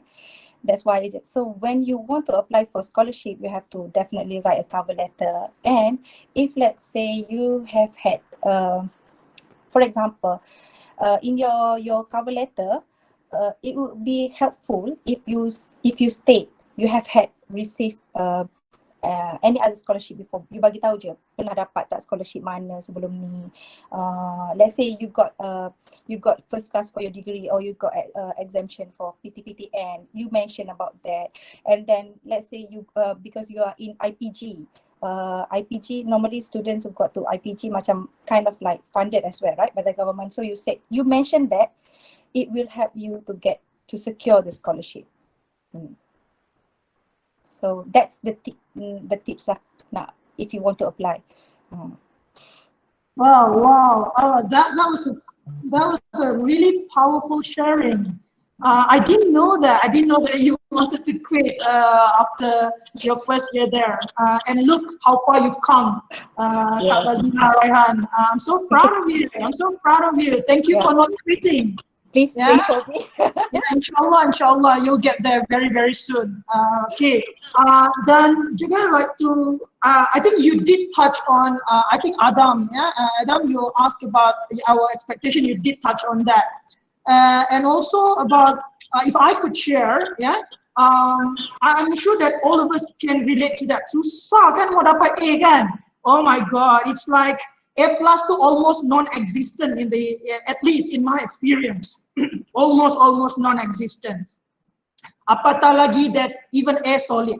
Kalau kita dapat A- tu macam, you're basically macam, you're the best. And I remember like when I first came, dia bagi tahu macam, like most people get C and that's good enough, and we had a shock of our lives. Sebab kalau kita di Malaysia tu macam C tu macam teruk sangat sudah kan, macam, but then for them it's normal to get a C, betul kan? That's from my experience. So itu adalah benda-benda satu cabaran. Then I agree with you pasal spoon feeding tu kan. Sebab betul, masa kita di sini kan kita selalu dengar macam, betul orang kata pelajar Malaysia ni kan, but we couldn't really imagine until we went there. When everything was really, really autonomous. Semua pun autonomous learning. Tak bagi apa-apa, pandai-pandai kau baca, kau tak baca, lantak kau kan macam tu. So dia kata betul tu Encik Aziz, lalu anak dulu pun dapat C. Kalau dapat C tu happy betul kan? Alright. So the next one, I think I would like to ask Nik Anis. We have like a couple of minutes to go. Sangat banyak soalan ni actually. So Anis, there's one question about, because just now we were talking about critical thinking, right? And how annoying it was when we were first exposed to it. Macam like we couldn't really pin it down. Like macam apa maksud dia ni sebenarnya begitu. So how, now that you've, then how do we differentiate? This is from Asim Ali. Macam mana kita nak bezakan pemikiran kritikal dengan pemikiran kritis?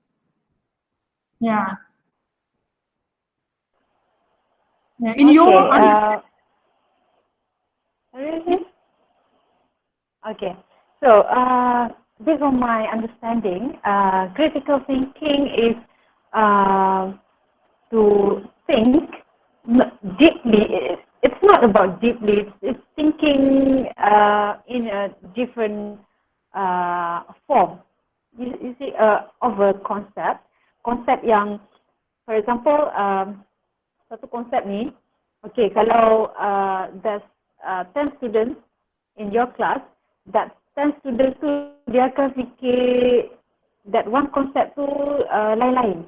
Okay, and being critical is not easy actually. You have to have a lot of readings, a lot of knowledge, and I think for our Malaysia level, our secondary, I'm talking based on my experience, our secondary school students, kita tak mampu lagi nak capai critical thinking punya level tu. Sebab yes, the first reason would be spoon feeding. So being critical is something that you have to learn, that it's not gifted. I would say it's not gifted. Maybe for some people it is gifted, but for most of us we need to learn how to be critical and how to be critical is do a lot of reading too. Another one is to always improve yourself in terms of maybe get a new knowledge, new information, and try to compare the things that you already knew and the things that you baru dapat. So yeah, that is critical thinking for me. Berfikiran kritis, or in Bahasa, I'm not sorry, in English, critical, I'm not sure. Tapi the difference between critical dengan kritis, I think this is from my understanding, because I'm not sure what is kritis. Okay, so kritis, I'm not sure Aziz, what is kritis? But critical thinking, yes, as I explained before. But being a kritis, yeah, I'm not sure Aziz, I'm so sorry. No worries. Yeah, because I think that about that criticality part, I do agree with you.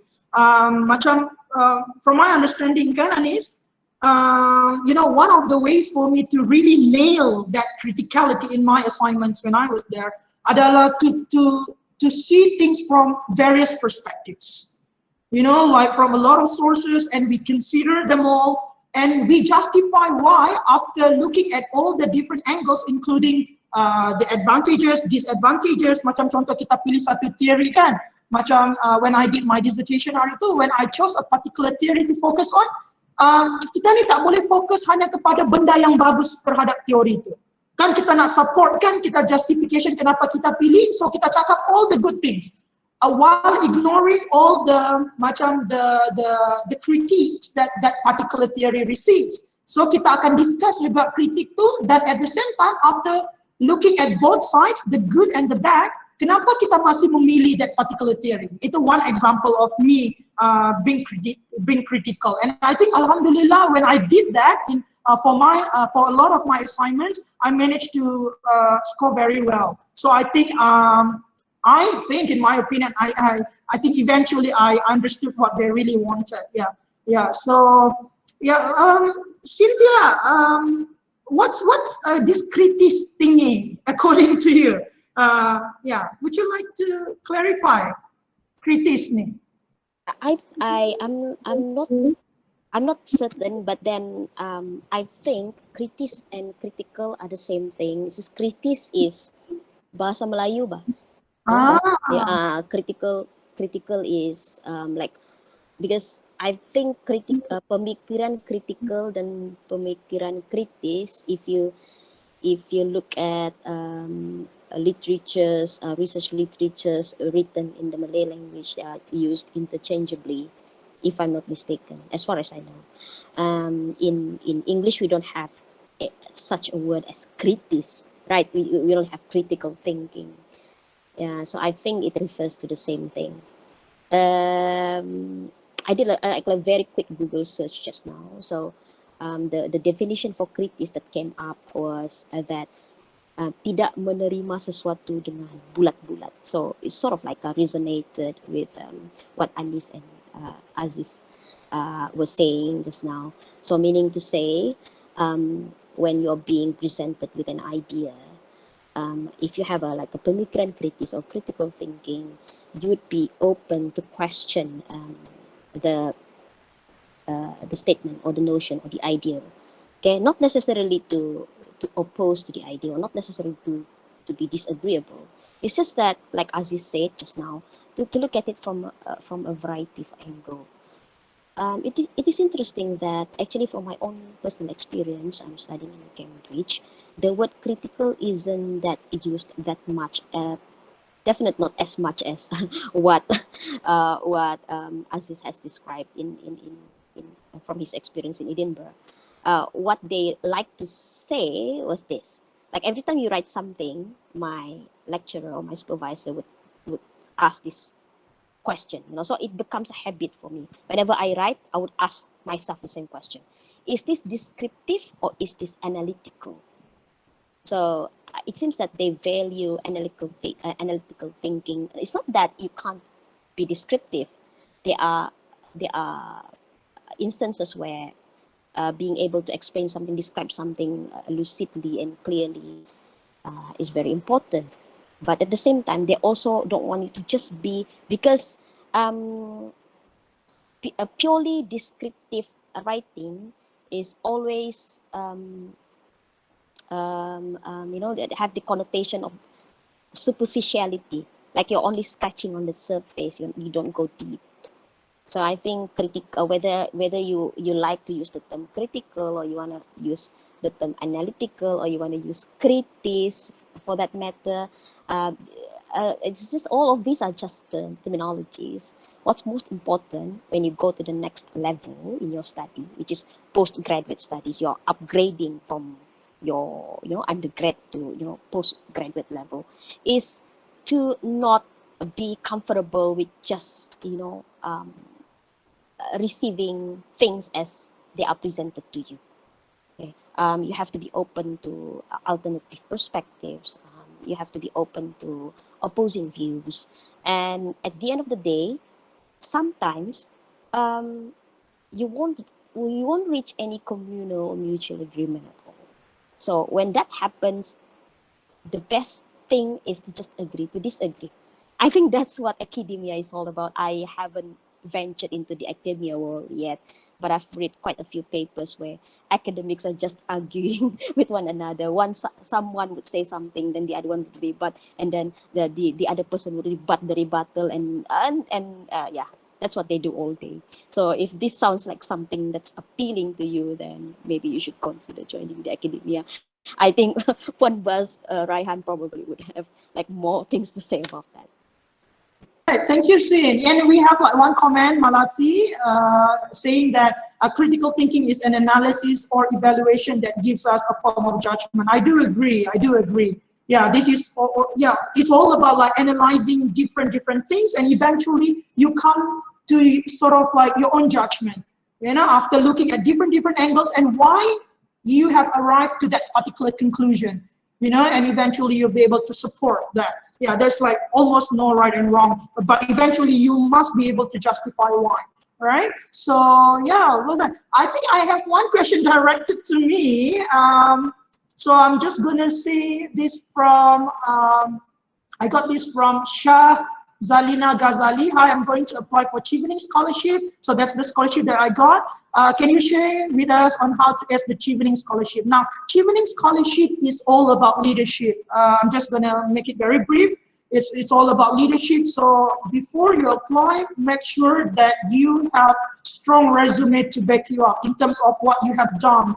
I remember that a year before I started applying for Chevening Scholarship, I went around the country, like presenting, joining conferences, even, like joining innovation competitions, to the point that my housemate at that time, he thought that I was insane. He thought that I was out of my mind because, after coming back from one conference, I would go for another one. That's how I built my resume. So, when I eventually went for the interview, I felt so confident because of the resume that I had with me. And also be prepared to write essays, like lots and lots of essays, like what Cynthia mentioned just now. For Achieving Scholarship, you will have to write 4 essays, 500 words each. And also, you know, for us language teachers, 500 is not a lot of words. So you need to be very selective with the points. So I would say use the rule of 3. Do not mention more than 3, focus on 3 points in one essay, but really be really specific about the examples that you are able to clarify your thoughts and your goals. Yeah, so I think that's it. I think, and with that, wow, time really flies, doesn't it? It's 4. So I think just very briefly, maybe 1 minute each before we conclude the session. So what's your advice? I'm sure that a lot of people here, mungkin hopefully macam saya cakap tadi, mungkin fikirkan pasal diri sendiri, mungkin pasal anak, mungkin pasal keluarga. So what's your advice for those who would like to apply for scholarship ataupun yang memang ada impian untuk belajar ke luar negara? So I'm going to give 1 minute each. So Kak Bazilah, it's your, the floor is yours. What's your advice? If for those who are interested to study in New Zealand, because I cannot give opinion based on for other countries. For those who are interested to study in New Zealand, if let's say you have the opportunity to apply for the scholarship, like I said, your application will be considered for scholarship for masters or also for PhD. But if let's say you could not secure the scholarship, I would suggest you to take the opportunity to do the PhD here. Do your masters in Malaysia, secepat mungkin, complete your masters, and then grab the opportunity, like I told you, like the government funded the PhD students, so grab this opportunity. I even wrote a letter to KPM saying about this, that we should send more of Malaysian untuk belajar dekat New Zealand, because we should take these opportunities because I noticed other countries, they send a lot of their students to study in New Zealand. They fund their students to study in New Zealand, especially the Chinese government, China, because they know, they are aware of this opportunity. You imagine if we send 1 student to other countries equal to 5 students in New Zealand. So that's what I told KPM as well. I wrote to the KPM, hantarlah lebih ramai Malaysian untuk belajar ke sini, fund dah. So if let's say you want to come self-funded, jangan fikir tak ada jalan, because I did both.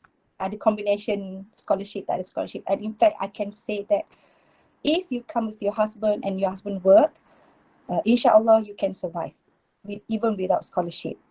But you need to have a little bit of saving lah at the first place untuk bayar yuran. And then because in New Zealand, education for kids free, health also free, so I tak risau sangat. Let's say for my kids, kalau sakit boleh bawa pergi hospital free je.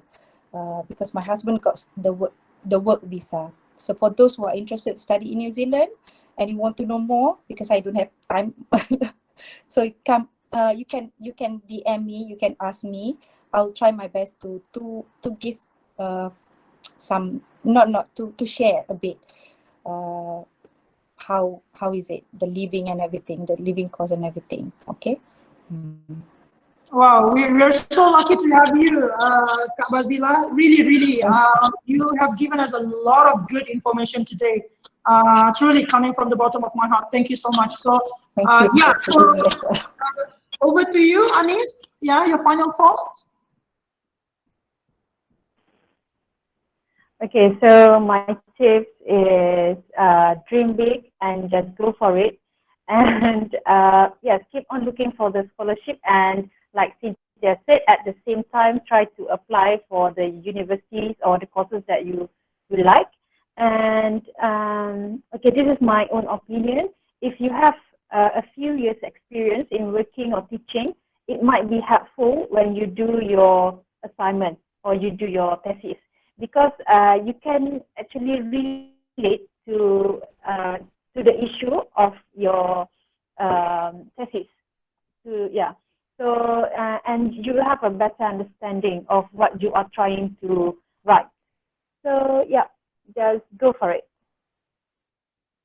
I couldn't agree more, Anis. I couldn't agree more about the experience part, because I went for my master after 8 years of teaching, and when I was there, I look at things differently, you know, and we approach our assignments differently. I remember, like, and just very quick sharing that one of my friends from Japan, you know, one day he belanja minum to Starbucks just for the sake of asking how I did my assignments.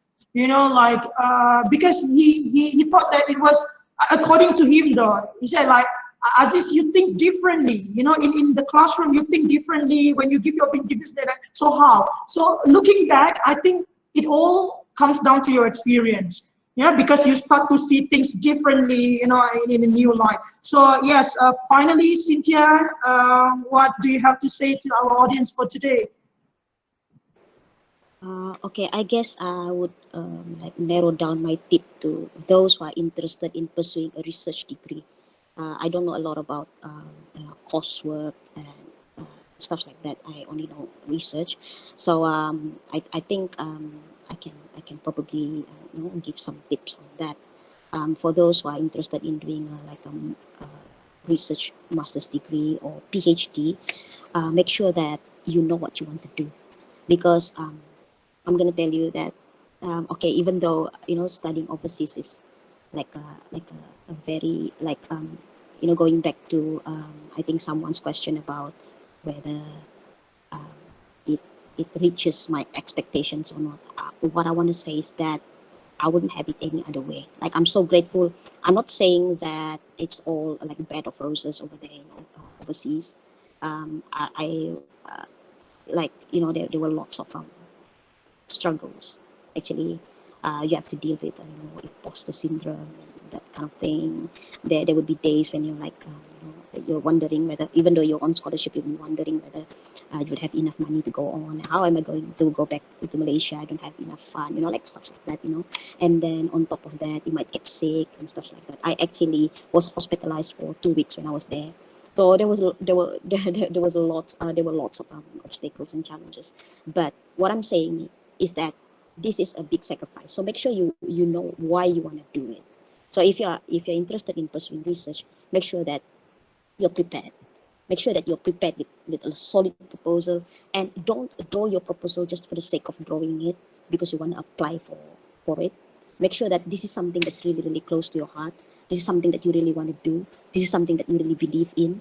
You might not know everything that you need to know in order to do to do that research yet, because that's why you want to do this study, because you want to equip yourself with all the knowledge and then venture into that the topic in that field.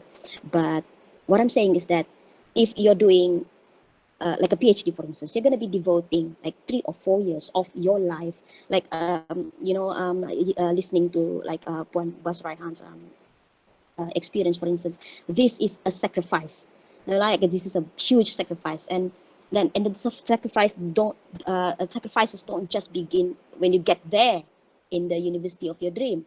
It begins the moment you decide to open up your laptop and then filling up the application form. I can't describe it here because of constraints of time, and also because I think my words are limited. You would have to experience it yourself in order to know. Application process is very, very challenging. It's very, very taxing. I tell you, it's not easy. You have to like constantly, remind your referees to like, have you submitted this? For a shy person like me, it was a really, really big struggle. So my tip is this: like, be prepared to be mentally strong, emotionally strong, and physically strong as well, because you don't want to get sick. And for that research, make sure it is something that you believe, it's something that you really, really want to do, because that would definitely set you apart from the rest of the applicants. People are going to be asking when you go for your scholarship interview, or when you go for your if the university decides to interview you before they give you an offer, for instance. They'll definitely ask you this question. This question will definitely come out. This is soalan bocor. Why do you want to do this? So if you have a dream of going, pursuing your studies abroad, be prepared for the answer to this question. Why do you want to do this? Okay, that's all from me. Wow. Right. I think that's really good. I'm so happy I did this. Ini setakat perkongsian untuk kita menutup session kita pada hari ini ya. Bila saya ditanya kenapa saya nak buat program ini, ya, ini adalah program pertama yang saya buat selepas dilantik untuk menjadi Ketua Jabatan Pengajian Bahasa di sini. Kerana saya ingat when I was there, when I got the scholarship and I got to see different places, you know, kerana scholarship tu, I told myself this. I think Cynthia did say this. It's more than just a privilege, but it's a responsibility. Ya, kita punya responsibility kita ni adalah rakyat-rakyat Malaysia yang bertuah kerana kita dapat the opportunity to go out there. Jadi dia bukan setakat privilege, but it's a responsibility. So that what do you bring back? Takkan kita nak bawa balik kitchen saja kan, bagi dekat keluarga and everything. You know, takkan kita nak bawa kitchen. So what do you have to give back to the people? Yes, I think one of the things that kita boleh bagi adalah melalui sharing begini. Jadi lebih banyak Malaysians are aware of the opportunities, how they can broaden their perspectives, yeah, by going overseas. And the thing that I like, and I think this is really appropriate to the title of our talk for today, iaitu Cinta Antara Benua. I think eventually, macam Kak Bazilah Raihan cakap tadi, that was, I think I will never forget that, Kak, how you decided to write a letter to the Ministry of Education saying that, okay, let's send more. That is how responsible you feel and how grateful you feel about the scholarship that that you receive, and how you want more and more Malaysians to experience the same thing. I think itulah yang kita namakan Cinta Antara Benua. Right, akhirnya we want to give back to the people, we want to go back to our country, and eventually there's no place like home, right? Yeah. Yeah, there's no place like home. Macam mana Islamnya tempat orang, yes, tempat Bazilah. What is it? 4 years is enough. Bosan dengan chips, fish and chips, right? Eventually kita nak cari nasi lemak, asam pedas. Oh my god, Malaysian food is the best. Oh my god. Yeah, so I think with that, I just want to say that on behalf of the IPG Kampus Tawau, saya ingin mengucapkan berbanyak-banyak maaf kerana pengarah tak dapat bersama dengan kita. But I think he did say something just now. Yeah, he couldn't join us for the closing speech because dia ada mesyuarat bersama juga halnya dengan timbalan pengarah kita pada hari ini.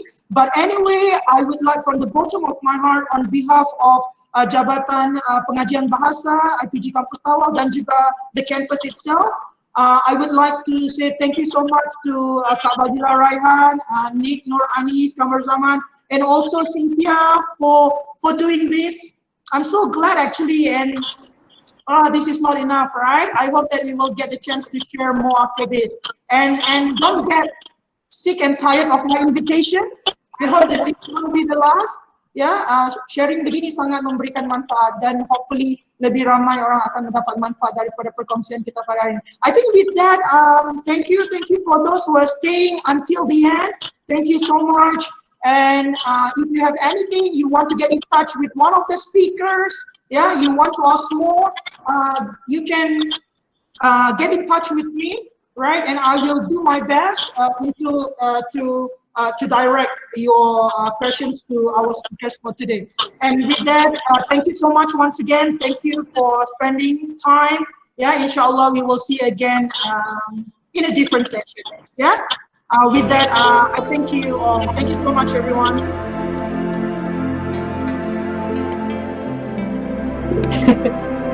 Good night, Kak Bazilah Raihan. I saw your kids just now coming back from school. Yeah. Right. Do say hi to your husband and your kids, and all the best with the rest of your PhD. Thank you.